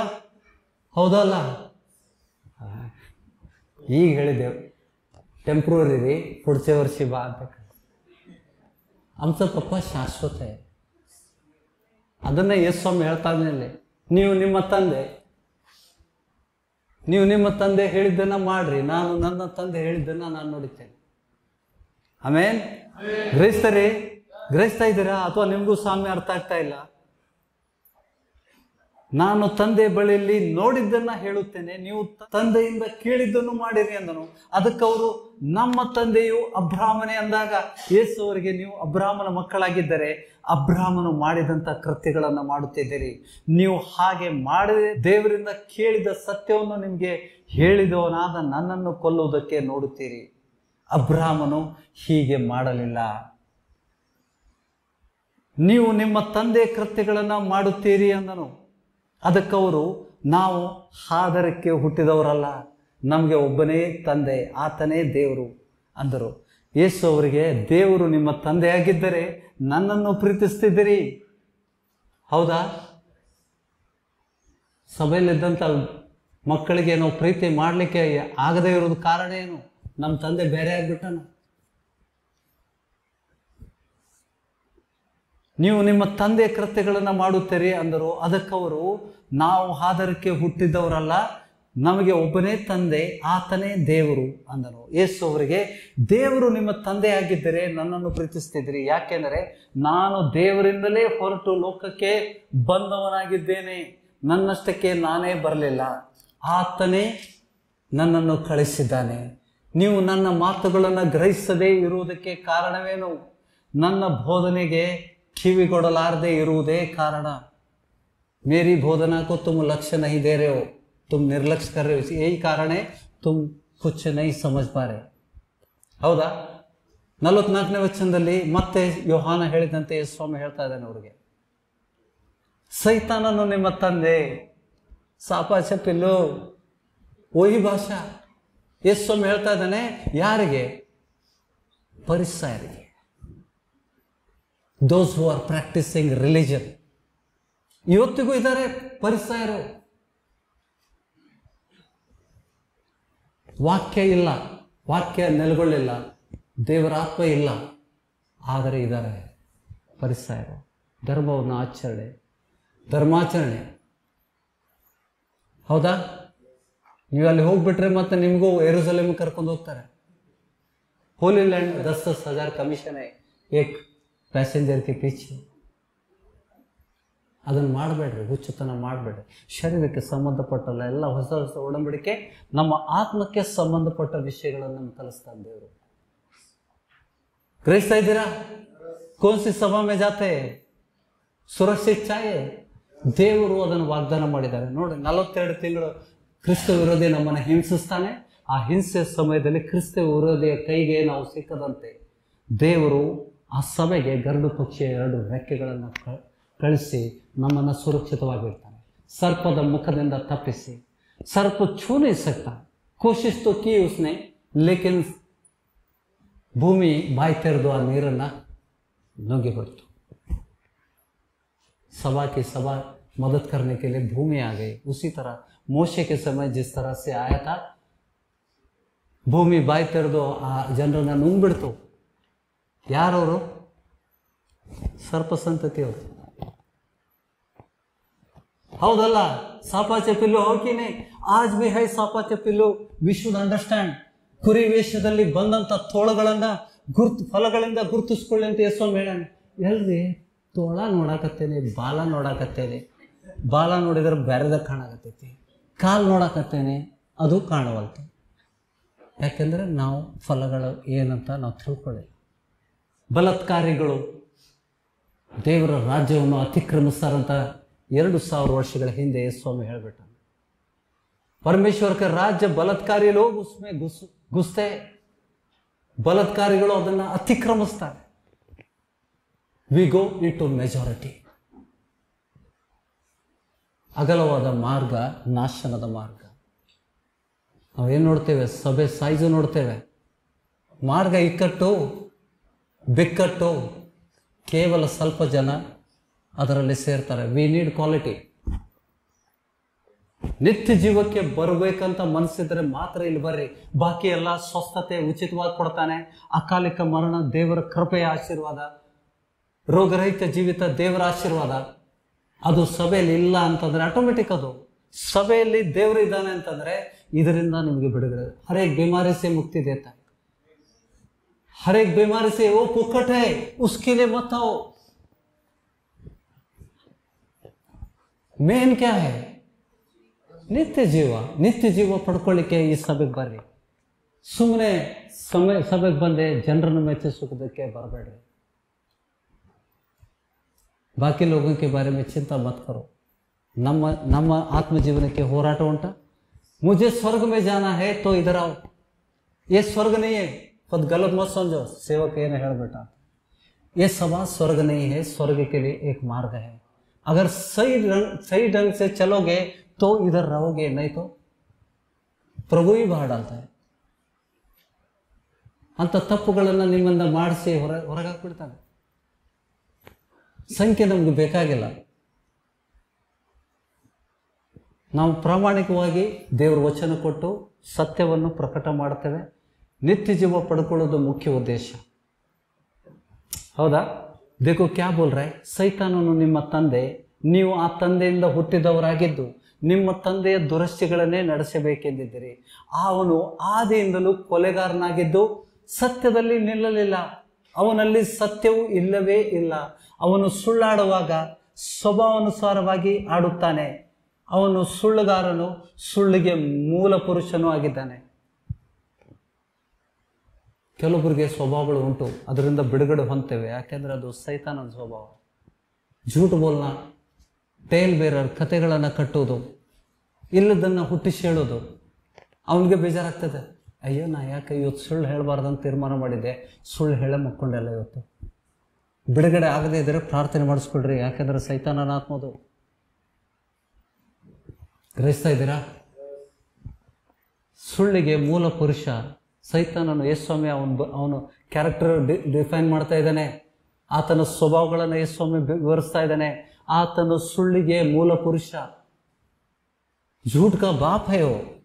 और जब भी वो झूठ बोलता है उसके स्वभाव के अनुसार बोलता है. एक के पीछे अगर कोई इसमें इस दबाव में आए हैं, प्रार्थना करवा लो. ಗ್ರಹಿಸ್ತಾ ಇದ್ದೀರಾ? ಸುಳ್ಳು ಮಾತಾಡಬೇಡ್ರಿ. ಸುಳ್ಳು ಮಾತಾಡಿದಾಗ ಸೈತಾನನ ವಶಕ್ಕೆ ಹೋಗ್ತೇವನು. ನಾನು ಯೇಸು ಸ್ವಾಮಿಗೆ ನಂಬಿದ್ದೇನೆ ಅಂತ ಧೈರ್ಯವಾಗಿ ಸಾರ್ರಿ. ಇಲ್ರಿ, ಕತೆ ಹೇಳಕ್ ಹೋಗ್ಬೇಡ್ರಿ. ಯಾಕೆಂದ್ರೆ ದೇವದೂತರು ಸಿಗುದಿಲ್ಲ ನಿಮ್ಗೆ. ನೀವು ಯೇಸು ಸ್ವಾಮಿಯನ್ನ ಬಹಿರಂಗವಾಗಿ ಸ್ವೀಕಾರ ಮಾಡಿದ್ರೆ ದೇವದೂತರ ಸಹಾಯ ನಿಮ್ಗೆ ಸಿಗುವುದಿಲ್ಲ. ತಂದೆಯಿಂದ ಸಿಗಬೇಕಾದದ್ದು ಏನೂ ಸಿಗೋದಿಲ್ಲ. ಯಾಕಂದ್ರೆ ಯೇಸು ಸ್ವಾಮಿ ಹೇಳಿದಾನೆ, ನೀನು ಲೋಕದ ಮುಂದೆ ನನ್ನನ್ನು ಬಹಿರಂಗವಾಗಿ ಸ್ವೀಕಾರ ಮಾಡದೇ ಇದ್ರೆ ದೇವದೂತರ ಮುಂದೆ ಮತ್ತು ತಂದೆಯ ಮುಂದೆ ನಾನು ನಿನ್ನನ್ನು ಸ್ವೀಕಾರ ಮಾಡೋದಿಲ್ಲ ಅಂತ ಹೇಳಿದಾನೆ. जब देवदूतों के सामने स्वीकार नहीं करेगा, मतलब आई डोंट नो हिम, तो देवदूत क्यों रक्षा करेगी उसकी? ನಾವು ಸಭೆಗೆ ಯೇಸು ಸ್ವಾಮಿ ನಂಬರೆ ಏನ್ ಲಾಭ ನಮಗೆ? ನಾವು ಹೊರಗಡೆ ಹೋಗುವಾಗ, ಬರುವಾಗ, ಹೊರಗಡೆಯಿಂದ ಹೊರಗಡೆ ಹೋಗ್ಬೇಕಾದ್ರೆ, ಮನೆಗೆ ಬರಬೇಕಾದ್ರೆ ನಾವು ಆಶೀರ್ವಾದ ಹೊಂದ್ತೇವೆ ಅಂತ ವಚನ ಇದೆ. ನೀವು ನಿಮ್ಮ ಕೈಗಳನ್ನು ಕೊಡುವ ಕೈಗಳನ್ನೇ ಮಾಡ್ತೇವೆ, ಬೇಡುವ ಕೈಗಳನ್ನಲ್ಲ. ಸಾಲು ನಮ್ಮಲ್ಲಿ ಇರುವುದಿಲ್ಲ. ಯೇಸು ಸ್ವಾಮಿನ ಬಹಿರಂಗವಾಗಿ ನೀವು ಸ್ವೀಕಾರ ಮಾಡಿ ಆತನ ಆಜ್ಞೆಗೆ ಹೋಗೊಟ್ಟಾಗ कर्जा तुम्हारे जीवन में नहीं रहती, बीमारी तुम्हारे जीवन में नहीं रहती. ಮತ್ತೆ ನಿಮ್ಮ ಪ್ರಾರ್ಥನೆಗೆ ಉತ್ತರ ಸಿಗ್ತದೆ. ಯಾಕೆಂದ್ರೆ ಯಾರು ಒಳಗಡೆ ಇದ್ದಾನೆ? ನೀನು ಪ್ರಾರ್ಥನೆ ಮಾಡುವಾಗ ನಿನ್ನ ಜೊತೆಯಲ್ಲಿ ಪ್ರಾರ್ಥನೆ ಮಾಡೋನು ಯಾರು? ಕರ್ತನಾತ್ಮ. ನೋಡಿ, ಅದಕ್ಕೆ ಹೇಳ್ತಾ ಇದ್ದಾನೆ, ನಾನು ನಿಮ್ಮಲ್ಲಿ, ನನ್ನ ವಾಕ್ಯಗಳು ನಿಮ್ಮಲ್ಲಿ ನೆಲೆಗೊಂಡ್ರೆ ಏನು ಬೇಕಾದರೆ ಕೇಳ್ರಿ, ಅದು ಸಿಗ್ತದೆ ಅಂತ ಹೇಳ್ತಾನೆ. Anything whatever you ask.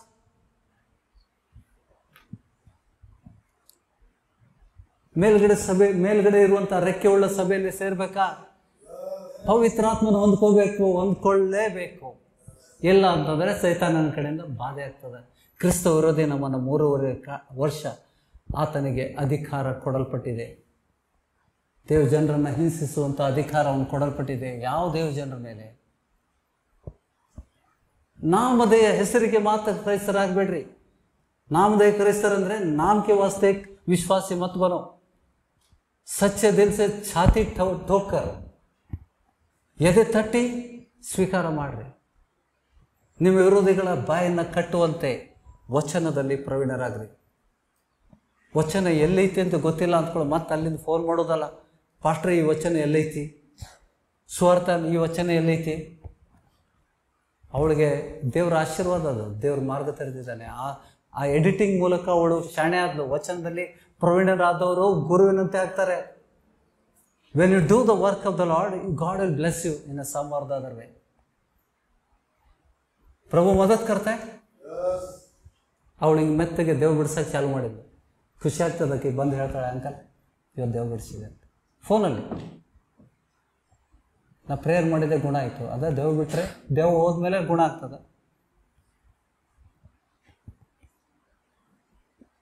ಮಧ್ಯದಲ್ಲಿ ಬೇಜಾರಾಗಿ ಅಂಕಲ್ ನಾನು ನೌಕರಿ ಮಾಡಕ್ಕೆ ಹೋಗ್ತೇನೆ,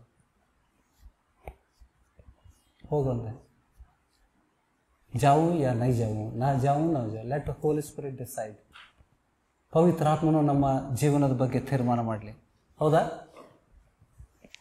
ಗ್ರಹಿಸ್ತಾ ಇದ್ದೀರಾ? ಸೊ ಇವತ್ತಿಗೂ ಆಜ್ ಭಿ ಸಾಪಾಕಿ ಪಿಲ್ಲೆ ಹೈ. ಮೈ ಬೋಲೆ ತೋ ಬಹುತ್ ಬಡ ಹಂಗಾಮ ಹೋ ಜಾಯೇಗಾ. ನಾನು ಬಾಯಿ ತೆರೆದ್ರೆ ದೊಡ್ಡ ಹಂಗಾಮ ಆಗ್ತೈತಿ. I know it, I can prove it. मैं साक्षी के साथ प्रूव कर सकता हूँ. ಇವತ್ತಿಗೂ ಸಾಪದ ಸೊಲ್ಲೆ. ಹೌದಾ? ಏನು ಮಾಡಿದ್ರು? ಸಾಪಾ ಕಿ ಪಿಲ್ಲೋ ನೆ ಕ್ಯಾ ಕಹಾ? ಕ್ಯೂ ಸಾಪಾ ಕಿ ಪಿಲ್ಲೋ ಬೋಲಾ? ಕೌನ್ ಬತಾತೆ ಹೋ? ಸರ್ಪ ಸಂತೆ ತೇವ್ರೆ ಅಂತ ಹೇಳ್ಬಿಟ್ಟು ಯೇಸು ಸ್ವಾಮಿ ಹೇಳಿದ.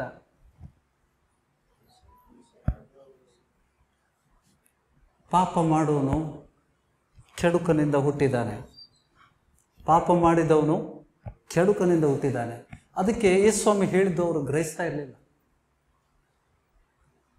परमेश्वर के वचन को ग्रहण करके जब भी विश्वास करते हो वो तुम्हारे जीवन में लागू होती है. ದೇವರ ವಚನ ನೀವು ಗ್ರಹಿಸಿದಾಗ, ಅದನ್ನು ನಂಬಿದಾಗ, ಗ್ರಹಿಸಿ ನಂಬುವುದರಿಂದ ಅದನ್ನು ನಿಮ್ಮ ಹೃದಯದಲ್ಲಿ ಇಟ್ಕೋಬೇಕು. This is what it is.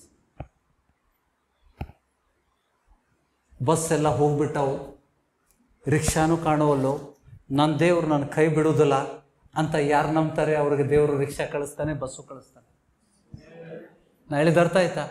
ನೀವು ಸಂಶಯಪಟ್ಟು ಅಯ್ಯಯ್ಯೋ ಅಯ್ಯಯ್ಯೋ ಅಯ್ಯಯ್ಯೋ ಅಯ್ಯಯ್ಯೋ ಅಂತ ನಾವು ಉಳ್ಕೋತೀರಿ. ಮರುದಿನವರೆಗೆ ಅಲ್ಲೇ ಇರ್ತೀರಿ.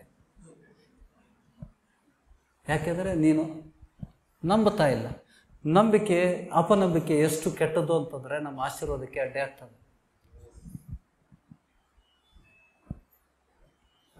ಆದರೂ ಸರ್ಪದಂತೆ ಜಾಣರಾಗಿರಿ, ಪಾರ್ವಳದಂತೆ ದೇವ್ರು ನನಗೆ ಕೊಡ್ತಾನಂತೇಳಿ 12 ಗಂಟೆಗೆ ಹೊರಗೆ ಬೀಳ್ಬಿಡ್ರಿ ಸೇವೆಗೆ. ಸ್ಪೆಷಲಿ ಹೆಣ್ಮಕ್ಳು. It's not safer for them. ಹೌದಾ? ಯಾಕೆ ದೇವರು ನೋಡಿ ಅಲ್ಲಿ 12 ಅಪೊಸ್ತಲ ಪುರುಷರನ್ನೇ ನೇಮಿಸಿದ, ಯಾಕೆ ಹೆಣ್ಮಕ್ಳನ್ನ ನೇಮಿಸ್ತಿಲ್ಲ? ಎಷ್ಟೋ ಹೆಣ್ಮಕ್ಳಿದ್ರು ಅಲ್ಲಿ, ಒಳ್ಳೆಯವರಿದ್ರು. ಒಳ್ಳೆಯವರು ಅಂತಂದರೆ ಯೇಸು ಸ್ವಾಮಿನ ಎಷ್ಟು ಪ್ರೀತಿ ಮಾಡ್ತಿದ್ಲು. ಯೇಸು ಸ್ವಾಮಿ ಸಮಯದಲ್ಲಿ ಇಟ್ಟಾಗ ಅಳ್ತಾ ಕೂತಿದ್ಲು. ಅಪೊಸ್ತಲು ಬಂದರು, ನೋಡಿದ್ರು ಸ್ವಾಮಿ ಇಲ್ಲಾದ್ರೆ ಸಮಾಧಿಯಲ್ಲಿ ಇಲ್ಲ ಅಂತ ಬಿಟ್ಟು ಪೇತ್ರ ಮನೆಗೆ ಹೋದ್ರು ಅಂತ. ಪೇತ್ರ ಯೋಹಾನ ಬಂದು ನೋಡ್ಕೊಂಡು ಹೋದ್ರು. ಆದರೆ ಮಗ್ದಲದ ಮರಿಯಳು ಆ ಸಮಾಧಿಯ ಬಾಗಿಲ ಮುಂದೆ ಅಳ್ತಾ ಕೂತಿದ್ಲು. ಮೊದಲು ದರ್ಶನ ಕೊಟ್ಟಿದ್ದೇ ಮಗ್ದಲದ ಮರಿಯಳಿಗೆ. ದೇವರಿಗೆ ಸ್ತ್ರೀ ಪುರುಷ ಎಂಬ ಭೇದ ಇಲ್ಲ. ಹೌದಾ? She is the first witness. Yesu ಸಮಾಧಿಯಿಂದ ಎದ್ದು ಬಂದ ಮೇಲೆ ಮೊದಲನೇ ಸಾಕ್ಷಿ ಯಾರು? ಮಗ್ದಲದ ಮರಿಯಳು. ಆದರೂ ದೇವರು ಮಗ್ದಲದ ಮರಿಯಳನ್ನು ಸೇವೆಗೆ ತಗೊಂಡಿಲ್ಲ.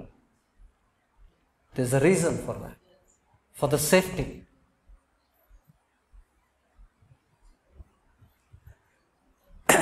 ಸ್ತ್ರೀಯರು ನಮ್ಮ ಸಭೆಯಲ್ಲಿ they should be protected. I pray for that. ಗೊತ್ತಿಲ್ಲದೆ ಅವ್ರಿಗೆ ಗೊತ್ತಿರೋದಿಲ್ಲ. ನಾನು ಯಾರ್ಯಾರು ಸೇವೆಗೆ ಹೋಗ್ತೀರಿ ಅವ್ರಿಗೋಸ್ಕರ ಪ್ರಾರ್ಥನೆ ಮಾಡ್ತಾ ಇದ್ದೇನೆ. ಆದರೂ ಕೂಡ ಎಲ್ಲವೂ ಅಧೀನದಲ್ಲಿ ಇರಬೇಕು. ನಾವು ದೇವರಿಗೆ ಅಧೀನರಾಗಬೇಕು, ದೇವರ ವಾಕ್ಯಕ್ಕೆ ಅಧೀನರಾಗಿರಬೇಕು. Should be faithful. ಆಮೇಲೆ ಇವತ್ತು ಹೊಸದು ಕಲಿಸ್ತಾ ಇದ್ದಾನೆ ದೇವರು, ಹೊಸ ವಿಷಯ. ಇದನ್ನೆಂದೂ ನಾವು ಹೇಳಿಲ್ಲ ಹಿಂದೆ. ಓಕೆ? ಇವತ್ತಿಗೂ ಪರಿಸರು ಸಾಪಾಚಿ ಪಿಲ್ಲೆ ಹೈ ಆಜ್. ಸೈತಾನನ ಮಕ್ಕಳೇ ಅಂತಾನೆ. ಸೈತಾನನ ಮಕ್ಕಳೇ ಸಾಪಾಚೆ ಪಿಲ್ಲೆ ದೋನೋ ಏಕೆ ಛೇ ನಾ? ಸೈತಾನನು ನಿಮ್ಮ ತಂದೆ, ಹೌದಾ? ಆದಾಮನ ಒಬ್ಬ ಮಗ ಕಾಯಿನನು ಕೆಡುಕನಿಂದ ಹುಟ್ಟಿದ ಅಂತ ಹೇಳ್ತಾನೆ. Who was his father? परमेश्वर का वचन है ಆದಾಮನ ಮಗನು ಆದಾಮನಿಂದ ಹುಟ್ಟಿದ್ದ, ಆದರೆ ವಚನ ಹೇಳ್ತದ ಆತನು ಕೆಡುಕನಿಂದ ಹುಟ್ಟಿದ್ದ. ಅದಕ್ಕೆ ತನ್ನ ತಮ್ಮನನ್ನು ಕೊಂದ. ಗ್ರಹಿಸ್ತಾ ಇದ್ದೀರಾ? ಮತ್ತಾಯನ ಸುವಾರ್ತೆ 5ನೇ ಅಧ್ಯಾಯಕ್ಕೆ ಬನ್ನಿ, 21ನೇ ವಚನದಿಂದ ನಾವು ಓದುವ. ನರಹತ್ಯೆ ಮಾಡಬಾರದು, ನರಹತ್ಯೆ ಮಾಡುವನು ನ್ಯಾಯ ವಿಚಾರಣೆಗೆ ಗುರಿಯಾಗುವನೆಂದು ಹಿರಿಯರಿಗೆ ಹೇಳಿದೆ ಎಂದು ಕೇಳಿದರಷ್ಟೇ. ಸ್ವಾಮಿ ನುಡಿತಾ ಇದ್ದಾನೆ, ಆದರೆ ನಾನು ನಿಮಗೆ ಹೇಳುವುದೇನೆಂದರೆ, ತನ್ನ ಸಹೋದರನ ಮೇಲೆ ಸಿಟ್ಟುಗೊಳ್ಳುವ ಪ್ರತಿ ಮನುಷ್ಯನು ಗುಸ್ಸಾ करने वाला, सभा में जो भाई है या बहन है उस पर गुस्सा करने वाला ನ್ಯಾಯ ವಿಚಾರಣೆಗೊಳಗಾಗ್ತಾನೆ. ಗ್ರಹಿಸ್ತಾ ಇದ್ದೀರಾ? ಸ್ವಾಮಿ ಹೇಳಿದ್ದು, ಸಿಟ್ಟು ಮಾಡಿದರೆ, ಸಭೆಯಲ್ಲಿದ್ದಂಥ ಸಹೋದರ ಸಹೋದರಿಯರ ಮೇಲೆ ನಾವು ಸಿಟ್ಟು ಮಾಡಿದರೆ ನ್ಯಾಯ ವಿಚಾರಣೆಗೊಳಗಾಗ್ತೇವೆ. ತನ್ನ ಸಹೋದರನನ್ನು ನೋಡಿ ಛೀ ನೀಚ ಅನ್ನೋನು ನ್ಯಾಯಸಭೆ ವಿಚಾರಣೆಗೆ ಒಳಗಾಗುವನು. ಮೂರ್ಖ ಅನ್ನೋನು ನರಕಕ್ಕೆ ಹೋಗ್ತಾನೆ.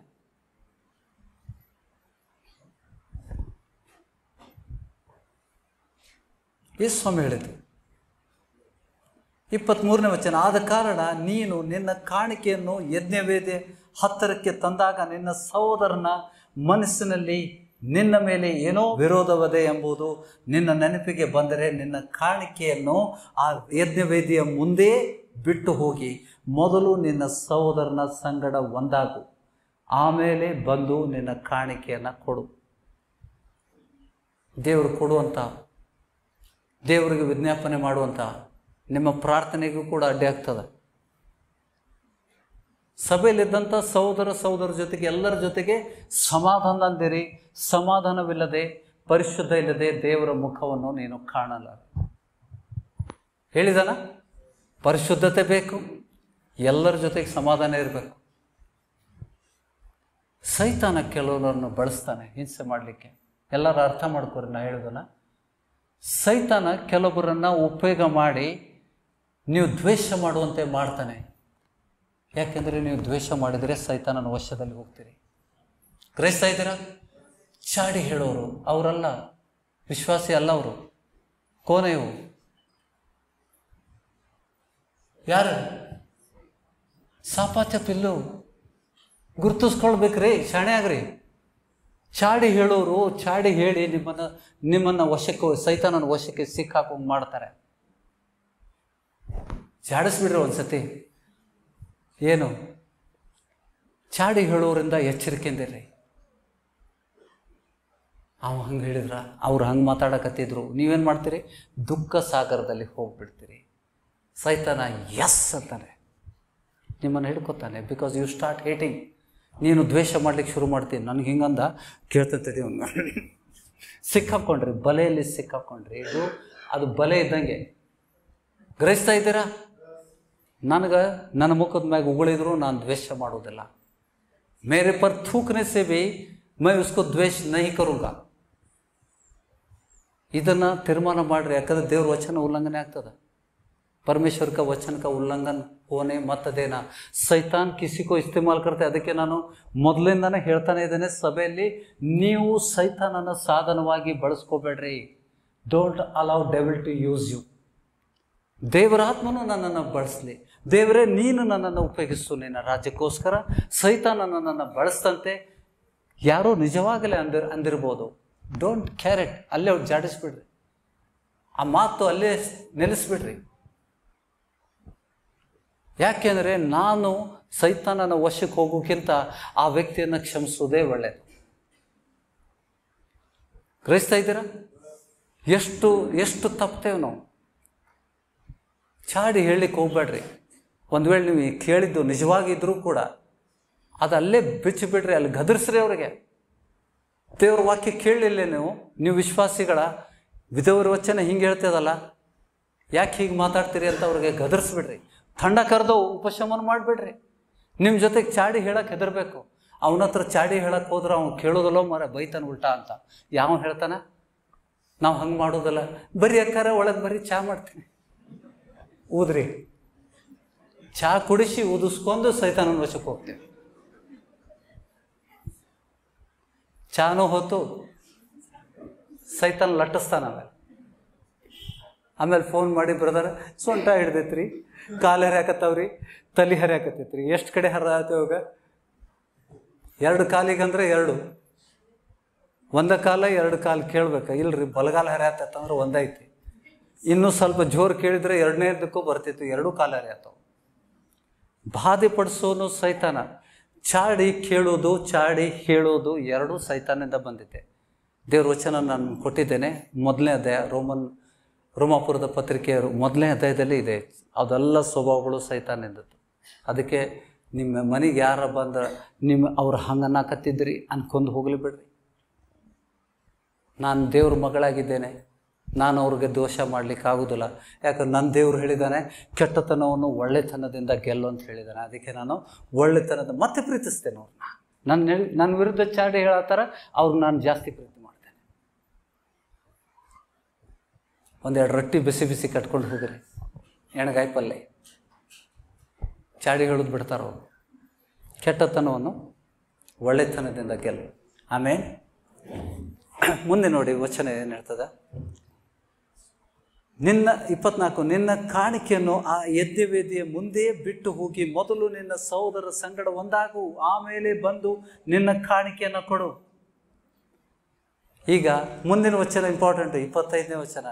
ನಿನ್ನ ವ್ಯಾಧಿಯು ಯಾರ ಜೊತೆಗೆ ನೀನು ಸಮಾಧಾನದಿಂದಿಲ್ಲ ಆ ವ್ಯಕ್ತಿ, ನಿನ್ನ ವ್ಯಾಧಿಯ ಸಂಗಡ ಇನ್ನೂ ದಾರಿಯಲ್ಲಿರುವಾಗಲೇ ಅವನು ಕೂಡ ಬೇಗ ಸಮಾಧಾನ ಮಾಡಿಕೋ. ಬೇಗ ಅಂದರೆ ಅರ್ಜೆಂಟು. ಯೇಸು ಸ್ವಾಮಿ ಹೇಳ್ತಾ ಇದ್ದಾನೆ, ಬೇಗ ಸಮಾಧಾನ ಮಾಡ್ಕೊ. ಇಲ್ಲದಿದ್ದರೆ ಆ ವ್ಯಾಧಿಯು ನಿನ್ನನ್ನು ನ್ಯಾಯಾಧಿಪತಿಗೆ ಒಪ್ಪಿಸಾನು. ನ್ಯಾಯಾಧಿಪತಿಯು ನಿನ್ನನ್ನು ಓಲೆಕಾರ ಅಂದರೆ ಇಬ್ಲಿಸ್. ಓಲೆಕಾರ ಅಂದರೆ ಸೆರೆಮನಿ ಅಧಿಕಾರಿ, ಜೈಲಿಗೆ ಹಾಕುವಂಥ, ನಮ್ಮನ್ನು ಬಂಧನದಲ್ಲಿ ಹಾಕುವಂಥ ನ್ಯಾಯಾಧಿಪತಿಯು ನಿನ್ನನ್ನು ಓಲೆಕಾರನ ಕೈಗೆ ಒಪ್ಪಿಸಿಕೊಟ್ಟಾನೋ, ಆಗ ನೀನು ಸೆರೆಯಲ್ಲಿ ಬಿದ್ದೀಯೆ. ಓಲೆಕಾರನ ಕೈಯಲ್ಲಿ ಬಿದ್ದರೆ ಬಂಧನದಲ್ಲಿ ಬೀಳ್ತೀವಿ, ಸೈತಾನನ ವಶಕ್ಕೆ ಹೋಗ್ತಿದೆ. ಸಾಮ್ಯದಲ್ಲಿ ಮಾತಾಡೇನ, ನೀನು 1 ಕಾಸನ್ನಾದರೂ ನಿಲ್ಲಿಸಿಕೊಳ್ಳದೆ ಎಲ್ಲ ಸಲ್ಲಿಸುವ ತನಕ ಅಲ್ಲಿಂದ ಬರುವುದೇ ಇಲ್ಲ ಎಂದು ನಿನಗೆ ಸತ್ಯವಾಗಿ ಹೇಳುತ್ತೇನೆ. ವಾಸೆ ಬಾರ್ನೇ ನಿಕ್ಲೇಗ. ಅದಕ್ಕೆ ಎಷ್ಟೋ ಜನ ಇದರಿಂದ ಏನಾಗ್ತದೆ, ಸೈತಾನನ ವಶ. ನೀನು ಒಬ್ಬ ವ್ಯಕ್ತಿಗೆ ಕ್ಷಮೆ ಕೊಡದೇ ಇದ್ರೆ ನಿನ್ನ ಪಾಪಗಳು ನಿನ್ನಲ್ಲಿ ಉಳ್ಕೋತಾವೆ, ಅಲ್ಲಿಂದ ನೀನು ಹೊರಗೆ ಬರುವುದಿಲ್ಲ. ಕೊನೆ ಕಾಸು ತೀರಿಸುವವರೆಗೆ ಸಭಿ ಪೂರ್ಣ ರೀತಿ ಸೆ ಕ್ಷಮಾ ಕೈಸೆ ದೇತೇವೆ. ಇದು ಕೆಲವರಿಗೆ ನಾನು ತಡ್ಕೊಳ್ಳಿಲ್ಲ, ಆಗದೆ शेयर किया मैंने, लेकिन सभा को भी ये चीज़ ज़रूरी है. इसके लिए मैं बोला कि आज जाने से पहले तुम्हारे जबान से मैं कबूल करवाऊंगा और आशीष पाओगे. I am telling you how to receive the prayers. प्रभु की प्रार्थना के लिए क्या बाधा है? कितने समय से हम सभा में आ रहे, इसका अर्थ क्या है? 26, ನೀನು 1 ಕಾಸನ್ನಾದರೂ ನಿಲ್ಲಿಸಿಕೊಳ್ಳದೆ ಎಲ್ಲ ಸಲ್ಲಿಸುವ ತನಕ ಅಲ್ಲಿಂದ ಬರುವುದೇ ಇಲ್ಲ ಎಂದು ನಿನಗೆ ಸತ್ಯವಾಗಿ ಹೇಳ್ತೇನೆ. ಪ್ರಭು झूठ नहीं बोलता है, ಸಚ್ಚ ಪ್ರಭು. ನಾವು ಹೇಳ್ತೇವಲ್ಲ, ಎಲ್ಲರಿಗೂ ಕ್ಷಮಿಸ್ರಿ. ನಾನು ಕೇಳ್ತಿದ್ದೆ ಎಲ್ಲರಿಗೂ ಕ್ಷಮೆ ಕೊಟ್ಟು ಬಿಡ್ರಿ. ನೀನು ಇನ್ನೊಬ್ಬರು ಪಾಪ ಕ್ಷಮೆ ಮಾಡಿದರೆ ನಿನ್ನ ಪಾಪ ಕ್ಷಮೆ ಆಗ್ತದೆ ಅಂತ ಯೇಸು ಸ್ವಾಮಿ ಹೇಳ್ಯಾನ. ಪರಲೋಕದ ತಂದೆ ಪ್ರಾರ್ಥನೆಯಲ್ಲಿ ಹೇಳಿದ್ದಾನೆ. ಹೌದಾ? ಎಲ್ಲರದ್ದು ಹೆಸರು ಹೇಳಿ ಕ್ಷಮೆ ಕೊಟ್ಟು ಬಿಟ್ಟೇನ್ರಿ. ಹೌದಾ? ಎಲ್ಲರೂ ಹೇಳ್ತಾರೆ. ಮತ್ತು ಬಂಧನದಲ್ಲಿರ್ತಾರೆ, ಮತ್ತು ಬರ್ತಾರೆ ಕುಂಟುಕೊಂಡು, ಆ ನೋವು ಏನು ಅಂದ್ಕೊಂಡು. ಅದಕ್ಕೆ ಕಾರಣಗಳೇನಂತಂದರೆ, ನಾವು ಯೇಸು ಸ್ವಾಮಿ ನಮಗೆ ಮಾದರಿ. ಪ್ರಭು ಯೇಸು ಹಮಾರೆ ಲಿಯೇ ಮಾದರಿ ಹೈ. ಯೇಸು ಸ್ವಾಮಿ ಹೆಂಗೆ ಕ್ಷಮೆ ಕೊಟ್ಟ?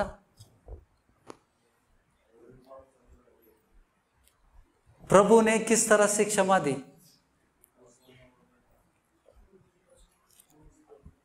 हाँ, लूक 23वां अध्याय 34वां वचन. यीशु स्वामी सिलबे के हाकलपट्टागा. जब भी शूली पर प्रभु लटक रहा था, 33ನೇ ವಚನದಲ್ಲಿ ಅವರು ಕಪಾಲವೆಂಬ ಸ್ಥಳಕ್ಕೆ ಬಂದಾಗ ಅಲ್ಲಿ ಯೇಸು ಕ್ರಿಸ್ತನನ್ನು ಆ ದುಷ್ಕರ್ಮಿಗಳನ್ನ ಸಿಲುಬೆಗೆ ಹಾಕಿದರು. ಒಬ್ಬನನ್ನ ಆತನ ಬಲಗಡೆಯಲ್ಲಿ, ಒಬ್ಬನನ್ನ ಆತನ ಎಡಗಡೆಯಲ್ಲಿ ಹಾಕಿದರು. ಇದೆಲ್ಲರಿಗೂ ಗೊತ್ತಾ? ಎಸ್. ಮುಂದೆ ಯೇಸು ಮೇಲೆ ಹೇಳ್ತಾನೆ, ಆಗ ಯೇಸು, ತಂದೆ ಅವರನ್ನ ಕ್ಷಮಿಸು, ತಾವು ಏನು ಮಾಡುತ್ತೇವೆಂಬುದನ್ನು ಅರಿಯರು ಅಂದನು.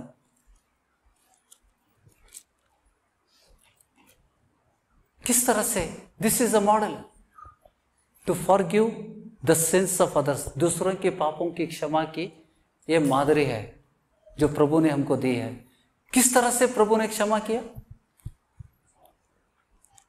उनके पास जाकर बोला, क्योंकि उन्होंने प्रभु के खिलाफ पाप किया था. तो पिता से कह रहा है कि हे पिता, ये जो मुझे शूली पर चढ़ा रहे, ये पाप से उनको मुक्ति कर, क्षमा कर उसको. ಅವ್ರಿಗೋಸ್ಕರ ಪ್ರಾರ್ಥನೆ ಮಾಡೋದು.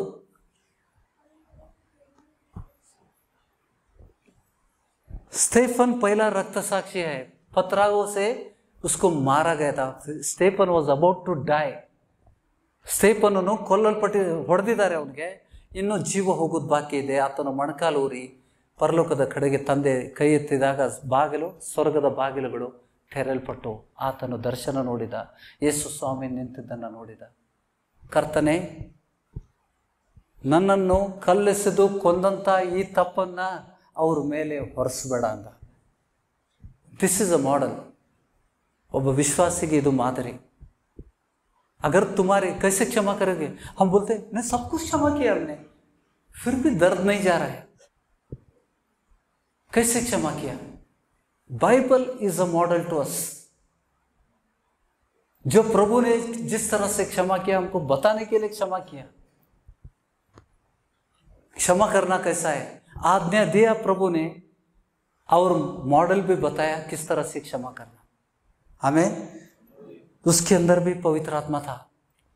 स्टेफन के अंदर पवित्र आत्मा था. क्या कहा उसने? कौन बोल सकता है ऐसा? ನಮ್ಗೆ ಯಾರಾದ್ರೂ ಕಲ್ಲು ಹೊಡೆದು ಕೊಂದಾಗ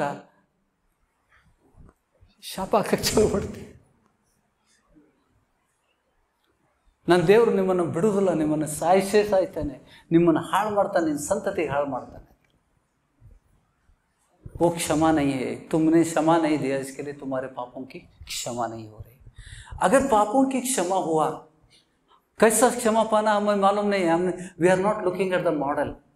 गाना तो गा रहे, श्री यीशु नाम अतिशय नाम, ಪಾಪರಹಿತ ಜೀವಿತ ಮಾದರಿಯ ತೋರಿಸಲು ಧರಣಿ ಈಗ ಬಂದ. ನಾನು ಹಾಡ್ತೀವಿ ಗಟ್ಟಿ ಧ್ವನಿಯಿಂದ. ನನ್ನ ಧ್ವನಿ ಎಲ್ಲಾರ ಕಡೆ ಮುಟ್ಟಬೇಕು. ದೇವ್ರಿಗೆ ಮುಟ್ತಾ ಇದೆಯಾ? Is it going to God? क्या उस तरह से हमें किसी को क्षमा दिया? ನಾವು ಯಾರಿಗಾದ್ರೂ ಆ ರೀತಿ ಕ್ಷಮೆ ಕೊಟ್ಟಿದ್ದೇವಾ? ಕೆಲವೊಬ್ರು ಏನು ತಪ್ಪು ಮಾಡ್ಯಾರ, वो इंसान ने बहुत धोखा दिया, इसका उसका आस्त किस्त धोखा दिया, पिता से आने का अकेले ने ले लिया. ಹೋಗ್ಬಿಟ್ಟು ಮತ್ತೆ ಅವನ ಹತ್ರ ನನ್ನನ್ನು ಕ್ಷಮಿಸು ಅಂದಾಗ ದೊಡ್ಡ ಯೇಸು ಸ್ವಾಮಿಯಾಗೆ ಎನ್ನೆ ಸಂಭಾಯ್ತ ಅಂತ ತೋರ್ಸಕ್ಕೆ ಬಂದಿಲ್ಲ. उससे क्षमा मांगने की जरूरत नहीं, क्योंकि वो तेरा पापी है. प्रभु ने उसके पास जाकर क्षमा मांगने के लिए बोला नहीं तुमको.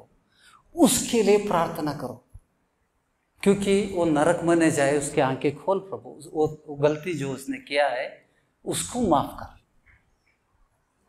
तभी तुम्हारा पाप क्षमा होगा, नहीं तो नहीं. उनके लिए प्रार्थना करो. ನಮ್ಮ ವಿರುದ್ಧ ಪಾಪ ಮಾಡಿದಂಥ ವ್ಯಕ್ತಿಯನ್ನು ನಾವು ಕ್ಷಮೆ ಕೊಟ್ಟಾಗ ನಮ್ಮ ಪಾಪಗಳು ಕ್ಷಮಿಸಲ್ಪಡ್ತವೆ. ಇದನ್ನು ಯೇಸು ಸ್ವಾಮಿ ಮಾದರಿಯಾಗಿ ತೋರಿಸಿದ್ದಾರೆ. ಯೇಸು ಸ್ವಾಮಿ ಮೊಳೆಯಿಂದ ಪಡುವಂಥ ವ್ಯಕ್ತಿಗೆ ಹೋಗ್ಬಿಟ್ಟು मुझे क्षमा करो बोले तो हंसते थे. अरे हमने इसको शूली पे चढ़ाया, ये पागल आकर मुझे बोल रहा है माफी मांगो. गलती हमने की. It is not a forgiveness. तुम्हारे खिलाफ जिसने भी गलती किया है उनको प्रभु से प्रार्थना करके उन गलतियों की शिक्षा उन पर मत ला. ये सच्चे दिल की प्रार्थना है, क्षमा है।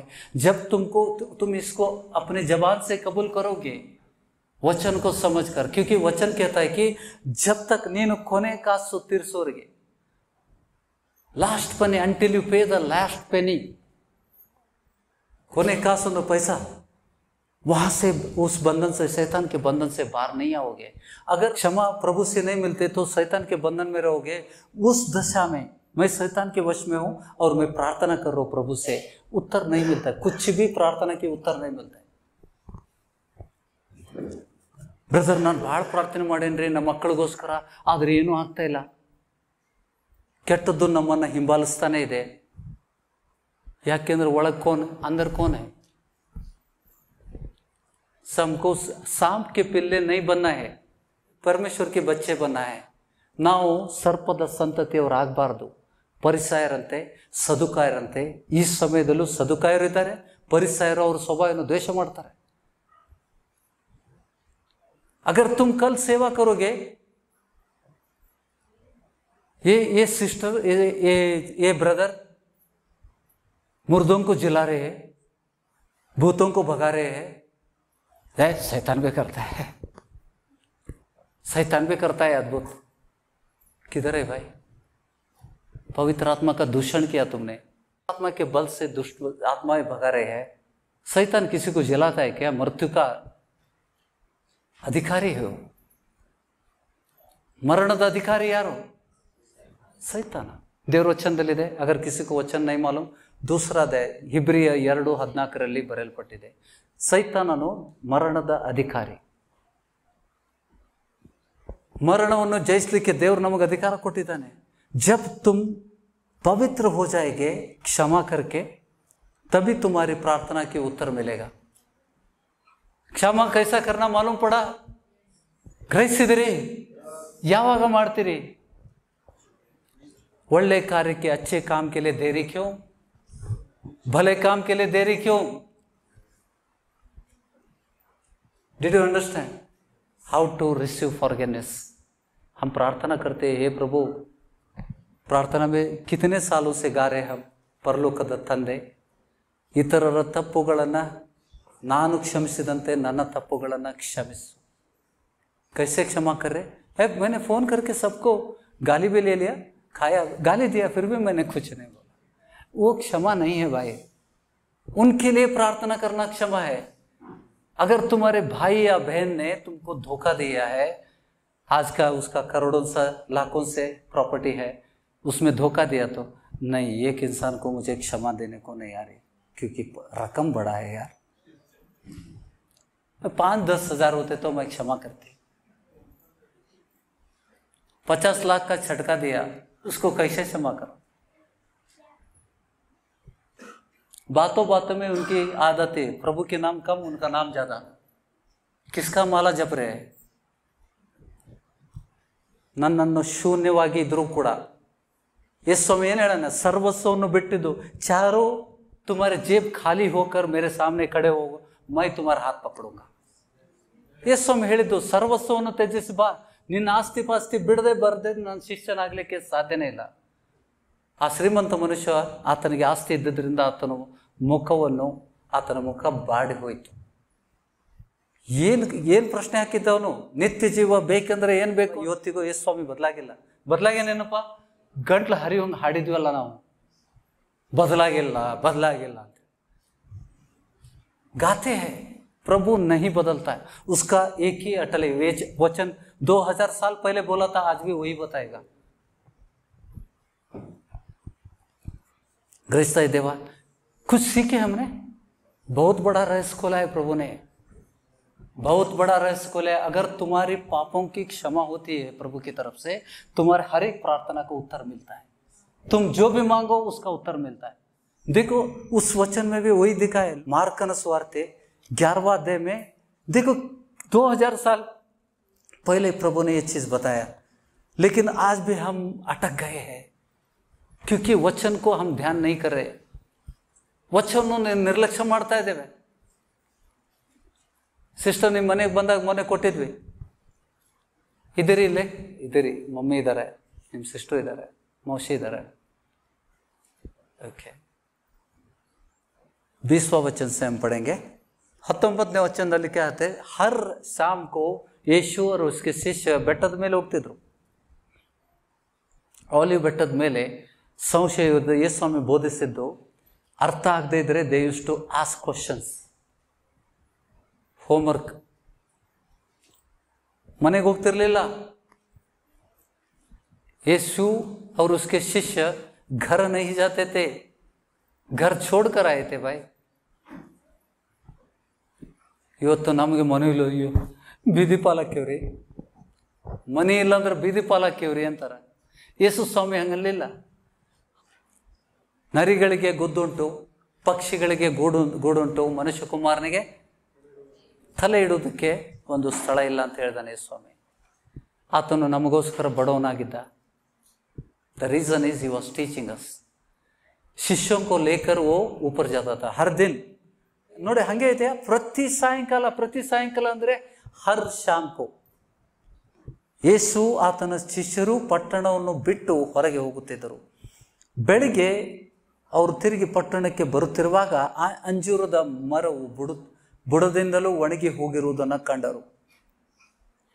ಜಡ್ ಸೆ ಸೂಖ ಗಯಾ ಥಾ. ಆಗ ಪೇತ್ರನು ಹಿಂದಿನ ದಿನದ ಸಂಗತಿಯನ್ನು ನೆನೆಸಿಕೊಂಡು ಆತನಿಗೆ, ಗುರುವೇ, ಇಗೋ ನೀನು ಶಾಪ ಕೊಟ್ಟ ಅಂಜೂರದ ಮರವು ಒಣಗಿ ಹೋಗಿದೆ ಎಂದು ಹೇಳಿದ್ದಕ್ಕೆ ಪ್ರಭುನೇ ಕ್ಯಾ ಜವಾಬ್ ದಿಯಾ, ನಿಮಗೆ ನಂಬಿಕೆ ಇರಲಿ. ಏನಿರಲಿ ಅಂತಾನೆ? ನಿನ್ನಲ್ಲಿ ನಂಬಿಕೆ. ನಿನ್ನ ಪಾಕೆಟ್ ಬೇಡ, ನಿನ್ನ ಆಸ್ತಿ ಪಾಸ್ತಿ ಬೇಡ, ನಿನಗೆ ನಂಬಿಕೆ ಇದ್ರೆ ಸಾಕು. ನಿಮಗೆ ದೇವರಲ್ಲಿ ನಂಬಿಕೆ ಇರಲಿ. ನಿಮಗೆ ಸತ್ಯವಾಗಿ ಹೇಳುತ್ತೇನೆ, ಯಾವನಾದರೂ ಈ ಬೆಟ್ಟಕ್ಕೆ ನೀನು ಕಿತ್ತುಕೊಂಡು ಹೋಗಿ ಸಮುದ್ರದಲ್ಲಿ ಬೀಳು ಎಂದು ಹೇಳಿ ತನ್ನ ಮನಸ್ಸಿನಲ್ಲಿ ಸಂಶಯ ಪಡದೆ ತಾನು ಹೇಳಿದ್ದು ಆಗುವುದೆಂದು ನಂಬಿದರೆ ಅವನು ಹೇಳಿದಂತೆ ಆಗುವುದು. ವಿರೋಧಿಗಳು ಭಾಳ ಜನ ಹೇಳ್ತಾರೆ, ಹಂಗಾರೆ ಮಾಡಿ ತೋರಿಸ್,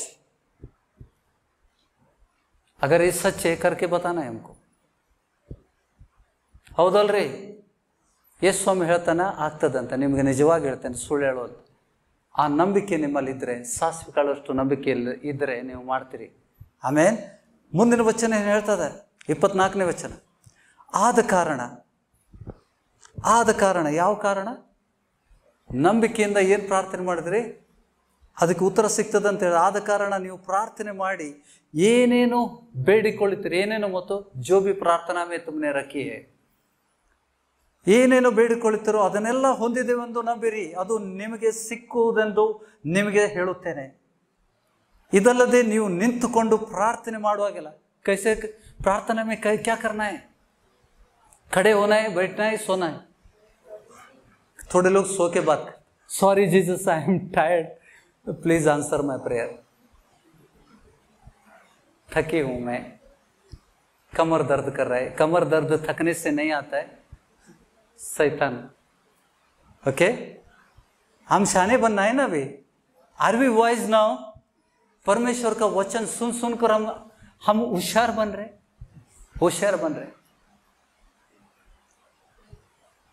ಇದಲ್ಲದೆ ನೀವು ನಿಂತುಕೊಂಡು ಪ್ರಾರ್ಥನೆ ಮಾಡುವಾಗೆಲ್ಲ ಯಾರ ಮೇಲೆ ಏನಾದರೂ ವಿರೋಧವಿದ್ದರೆ ಅದನ್ನು ಅವನಿಗೆ ಕ್ಷಮಿಸಿದರೆ ಪರಲೋಕದಲ್ಲಿರುವ ನಿಮ್ಮ ತಂದೆಯೂ ಸಹ ನಿಮ್ಮ ತಪ್ಪುಗಳನ್ನು ನಿಮಗೆ ಕ್ಷಮಿಸಿ ಬಿಡುವನು ಅಂದನು. ಆಮೇನ್.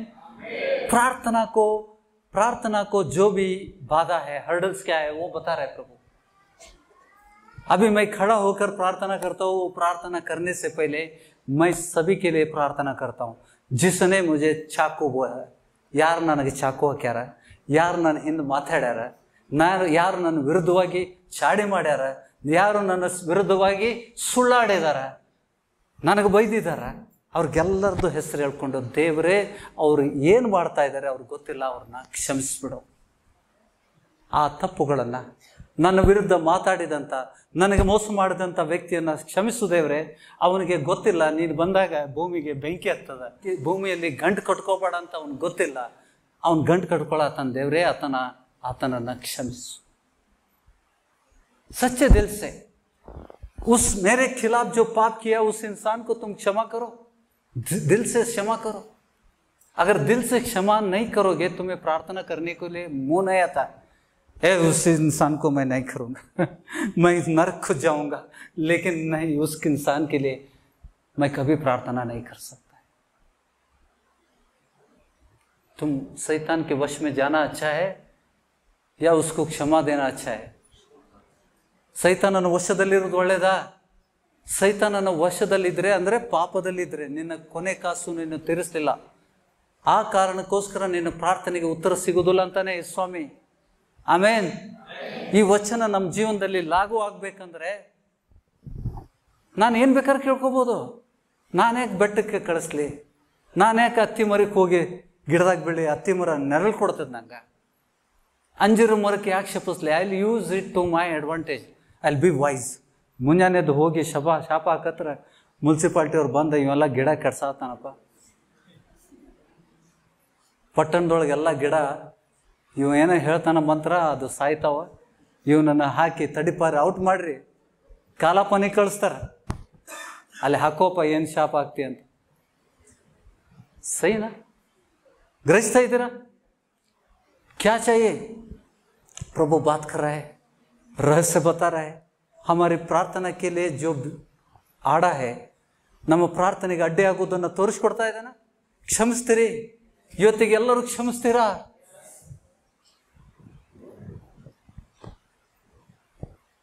ಎಲ್ಲರೂ ಎದ್ದು ನಿಲ್ರಿ, ಎಲ್ಲರೂ ಎದ್ದು ನಿಲ್ರಿ. ಈ ಪ್ರಾರ್ಥನಾ हमको आ ಮೊದಲೇ ಸಭೆಗೆ ಹೋಯ್ತದ ನಮಗೆ, क्योंकि हम पवित्र आत्मा भी प्राप्त करते हैं. प्रार्थना को उत्तर मिलने के लिए क्या चाहिए? खोने का सुनाव तीर्सिदागा, जब हम दूसरों की पापों की क्षमा करते हैं, हमारे पूरी पापों को क्षमा किया जाता है. जब हम हमारे पापों को डिलीट किया प्रभु ने, तभी क्या होता है? परलोकದಲ್ಲಿ रक्तವು ಚಿಮುಕಿಸಲ್ಪಡ್ತದೆ.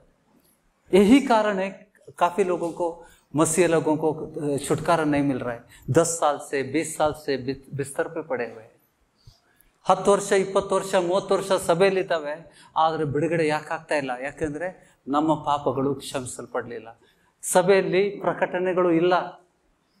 ಯೇಸು ಸ್ವಾಮಿ ಮಾಡಿ ತೋರ್ಸ್ಯಾನ, ಅದನ್ನ ಹಿಂಗೈತಪ್ಪ ಯೇಸು ಸ್ವಾಮಿ ಹಿಂಗೆ ಸಂಕ್ಷಾನ, ನಾವು ಕೂಡ ಹಂಗ ಸಂಕ್ಷೋಣ ಅಂತ ಹೇಳ್ಬಿಟ್ಟು ಯಾರು ಹೇಳ್ತಾ ಇಲ್ಲ.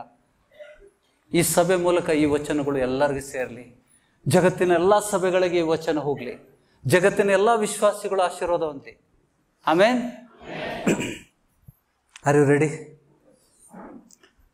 ದೊಡ್ಡ ಕಾರ್ಯಕ್ಕೆ ದೃಢವಾಗಿ ನಿಲ್ರಿ. With a firm footing. ನಿಮ್ಮ ಕಾಲುಗಳು ನೆಲದ ಮೇಲೆ ಬಲವಾಗಿ ನೆಲೆಗೊಳ್ಳಿ. ಪ್ರಾರ್ಥನೆ ಮಾಡ್ತಾ ಇದ್ದೇವೆ, ಆಶೀರ್ವಾದದ ಪ್ರಾರ್ಥನೆ. ನಿಮ್ಮ ಆತ್ಮದಲ್ಲಿ ಶರೀರದಲ್ಲಿ ನೀವು ಅದನ್ನು ಅನುಭವಿಸ್ತೀರಿ. जब ये प्रार्थना करोगे, देखो कितने लोगों में तुमको प्रकट होता है. ಎಷ್ಟು ಜನರಲ್ಲಿ ಇಟ್ ಇಸ್ ಅ ರಿಲೀಸ್ ಗೊತ್ತಾ? ಸೈತಾನನ ಬಂಧನಗಳಿಂದ ಬಿಡುಗಡೆ ಹೊಂದಿರಿ. ಸೈತಾನ ಕೂಗಾಡಿ ಹೋಗ್ತಾನೆ ಇವತ್ತಿನ ದಿವಸ. ಹೌದಾ? ದೇವರು ವಿಶೇಷ ವಚನಗಳನ್ನು ನಮ್ಗೆ ಕೊಟ್ಟಿದ್ದಾನೆ. ಅದರ ಮೂಲಕ ನಾವು ದೇವರಿಂದ ಇವತ್ತಿನ ದಿನದಿಂದ ಇಲ್ಲಿ ಅದಕ್ಕೆ ಹೇಳಿದ್ದು ನಾನು, ಇವತ್ತು ಈ ಸಭೆಯಿಂದ ಬಿಟ್ಟು ಹೋಗುವಂಥ ಸಮಯದಲ್ಲಿ ನೀವು ಆಶೀರ್ವಾದ ಹೋಗ್ತೀರಿ. ಹೇಳಿದ್ನ ಹೊಂತೇವಾ? ಇವತ್ತು ಬಿಡುಗಡೆ ಆಗುವಂಥ ಸಮಯ. ಸೈತಾನ ನಿಮ್ಮ ಜೀವನದಲ್ಲಿ ಏನೇನು ಕಟ್ಟಿದ್ದಾನೆ, ಇವತ್ತು ಆ ಕಟ್ಟುಗಳು ಬಿಚ್ಚಲ್ಪಡ್ತವೆ. जो भी कमजोरियां तुम्हारे शरीर में है, जो भी दर्द है, जो भी बीमारियां है, आज तुम्हारी पापों की क्षमा होने से ಆ ಕೊನೆ ಕಾಸು ನಾವು ತೀರಿಸುವಂತೆ ಪ್ರಾರ್ಥನೆ ಮಾಡುವ ಪ್ರಿಯರೇ. ಸ್ವಾಮಿ ಹೇಳಿದ್ದಾನೆ, ನಿಮ್ಮೆಲ್ಲ ಪಾಪಗಳು ಕೊನೆ ಕಾಸು ತೀರಿಸುವವರೆಗೆ, ಎಲ್ಲರಿಗೂ ನೀವು ಕ್ಷಮಿಸುವವರೆಗೆ ನಿಮ್ಮ ಪಾಪಗಳು ಕ್ಷಮಿಸಲ್ಪಡುವುದಿಲ್ಲ. ಯಾವಾಗ ನಿಮ್ಮ ಪಾಪಗಳು ಕ್ಷಮಿಸಲ್ಪಟ್ಟಿದಾಗ ನೀವು ಏನಾಗ್ತೀರಿ? ನೀತಿವಂತರಾಗ್ತೇವೆ. ನೀತಿವಂತರ ಅತಿ ಆಸಕ್ತಿಯುಳ್ಳ ಪ್ರಾರ್ಥನೆಗೆ ದೇವರು ಕಿವಿಯು ಯಾವಾಗಲೂ ತೆರೆದಿರ್ತದ. ಆಮೇನ್. ಈ ಗಳಿಗೆಯಿಂದ जो भी तुम मांगोगे, अभी छोटी ने मत मांगना, इतनी बड़ी वचन दिया है तुमको, सामर्थ्य वचन दिया तुमको. क्या मांगना है? सबको क्षमा करना है और मांगो, ऊंची चीजें मांगो, क्योंकि तुम परमेश्वर के बच्चे हैं, जिसका सब कुछ उसका है, सब कुछ पिता का है. ಈ ಲೋಕದಲ್ಲಿರುವುದು ಭೂಲೋಕದಲ್ಲಿ ಭೂಲೋಕವನ್ನು ಪರಲೋಕವನ್ನು ಸೃಷ್ಟಿ ಮಾಡಿದಂತಹ ದೇವರು. ಎಲ್ಲವೂ ಆತನದು, ಆತನಿಗೋಸ್ಕರ ಸೃಷ್ಟಿಸಲ್ಪಟ್ಟಿದೆ. ನಮ್ಗೇನು ಬೇಕು ಅದನ್ನೆಲ್ಲ ನಾವು ಹೊಂದ್ಕೊಳ್ಳಿಕ್ಕೆ ಸಮರ್ಥರಾಗಿದ್ದೇವೆ. ನಮ್ಮ ಮೊದಲು ಸಭೆಗೋಸ್ಕರ ದೊಡ್ಡ ಸ್ಥಳವನ್ನು ಬೇಡ್ಕೊಳ್ಳುವ ಪ್ರಿಯರೇ. ಫಸ್ಟ್ ವಿಲ್ ಆಸ್, ಎಲ್ಲಕ್ಕಿಂತ ಮೊದಲು ನಾವು ಸಭೆಗೆ ಒಂದು ದೊಡ್ಡ ಸ್ಥಳವನ್ನು ಕೇಳ್ಕೊಳ್ಳುವ. ನಂತರ ಸಭೆಗೆ ಏನೇನು ಬೇಕು ಕೇಳ್ಕೊಳ್ಳುವ. ಓಕೆ, ಕಾರು ಬಂಗ್ಲೆ ಅವೆಲ್ಲ ಸೈಡು, ದೇವ್ರು ಕೊಡುವಂಥದ್ದು. कुछ भी मांग सकते हो, आज के बाद कुछ भी मांग सकते हो और प्राप्त कर सकते हैं. ಆಮೇಲೆ ನೆನ್ಪು ಮಾಡ್ಕೊಳ್ರಿ. ಕಣ್ಣು ಮುಚ್ಕೊಂಡು ಅಂತರಾಳದಿಂದ ನಾವು ಪ್ರಾರ್ಥಿಸುವ. ಸ್ವಾಮಿ, ಎಲ್ಲರೂ ನುಡಿತೀರಾ? ಯೇಸುವೆ, ನಿನ್ನ ವಚನಗಳು ಸತ್ಯವಾದದ್ದು. ನಮ್ಮನ್ನ ಶ್ರೇಷ್ಠ ವಚನಗಳಿಂದ ಇವತ್ತು ತೃಪ್ತಪಡಿಸಿದ್ದಕ್ಕೋಸ್ಕರ ನಿನಗೆ ಕೋಟಿ ಕೋಟಿ ಧನ್ಯವಾದಗಳನ್ನು ಸಲ್ಲಿಸ್ತಾ ಇದ್ದೇವೆ ಸ್ವಾಮಿ. ಆ ಗರುಡು ಪಕ್ಷಿಯ ರೆಕ್ಕೆಯುಳ್ಳ ಸಭೆಯಲ್ಲಿ ನಮ್ಮನ್ನ ಸೇರಿಸು ಸ್ವಾಮಿ. ನಿನ್ನ ವಚನಗಳ ಮೂಲಕ ನಮ್ಮ ಜೊತೆಗೆ ಮಾತನಾಡಿ ನಮ್ಮ ಜ್ಞಾನ ಬುದ್ಧಿಯನ್ನ ತೆರೆದಿದ್ದಿ ಸ್ವಾಮಿ. ನಾವೆಲ್ಲರೂ ನಮ್ಮ ಪಾಪರಿಕೆಯನ್ನ ಮಾಡ್ತಾ ಇದ್ದೇವೆ ಸ್ವಾಮಿ. ನಮ್ಮ ವಿರುದ್ಧ ಪಾಪ ಮಾಡಿದಂತ ವ್ಯಕ್ತಿಗೋಸ್ಕರ ನಾವು ಪ್ರಾರ್ಥಿಸ್ತಾ ಇದ್ದೇವೆ ಸ್ವಾಮಿ. ಅವರೇನೇನು ನಮ್ಮ ವಿರುದ್ಧವಾಗಿ ಮಾತಾಡಿದ್ದಾರೆ, ಅವರು ನಮ್ಮ ವಿರುದ್ಧವಾಗಿ ಹೊಂಚಾಕಿದ್ದಾರೆ, ಏನೇನೋ ನಮಗೆ ನ್ಯಾಯವಾಗಿ ಸಿಗುವಂತ ಅಧಿಕಾರವನ್ನು ಕಸ್ಕೊಂಡಿದ್ದಾರೆ. ನಮ್ಮ ಆಸ್ತಿಪಾಸ್ತಿಗಳು ಇರಲಿ, ನಮ್ಮ ಹಣವನ್ನು ದೋಚಿರ್ಬೋದು, ಏನೇ ಇದ್ರೂ ಕೂಡ ನಿನ್ನ ಆಜ್ಞೆಗೆ ಒಳಗೊಟ್ಟು ಅವರನ್ನ ಪೂರ್ಣ ಹೃದಯದಿಂದ, ಪೂರ್ಣ ಮನಸ್ಸಿನಿಂದ ಬೇಡ್ಕೊಳ್ತಾ ಇದ್ದೇವೆ ಸ್ವಾಮಿ. ನಮ್ಮ ವಿರುದ್ಧ ಅವರು ಮಾಡಿದ ಪಾಪಗಳನ್ನ ನೀನು ಅವರನ್ನ ಕ್ಷಮಿಸಿ, ಆ ಪಾಪವನ್ನು ಅವರ ಲೆಕ್ಕಕ್ಕೆ ಹಾಕದೆ ಅವರನ್ನ ಕ್ಷಮಿಸ್ಬಿಡು ದೇವ್ರೆ. ಅವರ ಆತ್ಮಿಕ ಕಣ್ಣುಗಳನ್ನ ತೆರೆದು ಅವರು ಕೂಡ ಸತ್ಯ ಬೋಧನೆಯನ್ನು ಅನುಸರಿಸಿ ನಿನ್ನನ್ನು ಕಂಡುಕೊಳ್ಳುವಂತೆ ನಿತ್ಯ ಜೀವದ ಮಾರ್ಗಗಳನ್ನ ಅವರಿಗೋಸ್ಕರ ತೆರೆಯಲ್ಪಡಲಿ ಸ್ವಾಮಿ. ನಾವು ಮತ್ತೊಂದು ಆವೃತ್ತಿ ಬೇಡ್ಕೊಳ್ತಾ ಇದ್ದೇವೆ ಸ್ವಾಮಿ, ಅವರನ್ನ ಕ್ಷಮಿಸು, ಸಂಪೂರ್ಣವಾಗಿ ಕ್ಷಮಿಸು. ನಮ್ಮ ವಿರುದ್ಧವಾಗಿ ಮಾಡಿದಂತ ಪ್ರತಿಯೊಂದು ವ್ಯಕ್ತಿಗಳನ್ನ ಯಾವ ಕಂಡೀಷನ್ ಇಲ್ಲದೆ, ಯಾವ ಅಡೆತಡೆಗಳಿಲ್ಲದೆ ಪೂರ್ಣ ಮನಸ್ಸಿನಿಂದ ಅವರನ್ನ ಆಶೀರ್ವದಿಸ್ತಾ ಇದ್ದೇವೆ ಸ್ವಾಮಿ. ಅವ್ರನ್ನ ಕ್ಷಮಿಸ್ತಾ ಇದ್ದೇವೆ ಸ್ವಾಮಿ. ಅವರ ಪಾಪಗಳನ್ನು ನೀನು ನಿನ್ನ ರಕ್ತದಿಂದ ಪ್ರೋಕ್ಷಿಸಿ ಸಂಪೂರ್ಣವಾಗಿ ಅವರನ್ನ ಕ್ಷಮಿಸಿ, ನಮ್ಮ ಪಾಪಗಳನ್ನು ಕೂಡ ನೀನು ಕ್ಷಮಿಸಿ ನಮ್ಮನ್ನ ನೀತಿವಂತರಾಗಿ ಮಾರ್ಪಡಿಸಿ ನಿನ್ನ ಪರಿಶುದ್ಧ ರಕ್ತದಿಂದ ನಮ್ಮನ್ನು ಪ್ರೋಕ್ಷಿಸಿ ನಿನ್ನ ಮಕ್ಕಳಾಗಿ ಮಾರ್ಪಡಿಸು ಸ್ವಾಮಿ. ಅದರಿಂದ ಪವಿತ್ರ ಆತ್ಮನು ಹೊಂದ್ಕೊಳ್ಳಿಕ್ಕೆ ಮಾರ್ಗವನ್ನು ಮಾಡು ಸ್ವಾಮಿ. ಈ ಚಿಕ್ಕ ಪ್ರಾರ್ಥನೆಗೆ ಸದುತ್ತರವನ್ನು ನೀಡಿದ್ದಕ್ಕಾಗಿ ನಿನಗೆ ಸ್ತೋತ್ರ ಹೇಳ್ತೇವೆ ಸ್ವಾಮಿ. ನಿನಗೆ ಧನ್ಯವಾದಗಳನ್ನು ಹೇಳ್ತಾ ಇದ್ದೇವೆ. ಸೈತಾನನೇ, ದೇವರ ಮಕ್ಕಳ ಪಾಪಗಳು ತೊಳೆಯಲ್ಪಟ್ಟಿದ್ದಾವೆ, ಕ್ಷಮಿಸಲ್ಪಟ್ಟಿದ್ದಾವೆ. ಈ ಪ್ರಾರ್ಥನೆ ಮೂಲಕ ದೇವಜನರಿಂದ ಬಿಟ್ಟು ಹೋಗುವಂತೆ ಯೇಸುವಿನ ನಾಮದಲ್ಲಿ ಸೈತಾನ ಮತ್ತು ಆತನ ದೂತರಿಗೆ ಅಪ್ಪಣೆ ಕೊಡ್ತಾ ಇದ್ದೇವೆ. ಆಮೇನ್, ಆಮೇನ್, ಆಮೇನ್.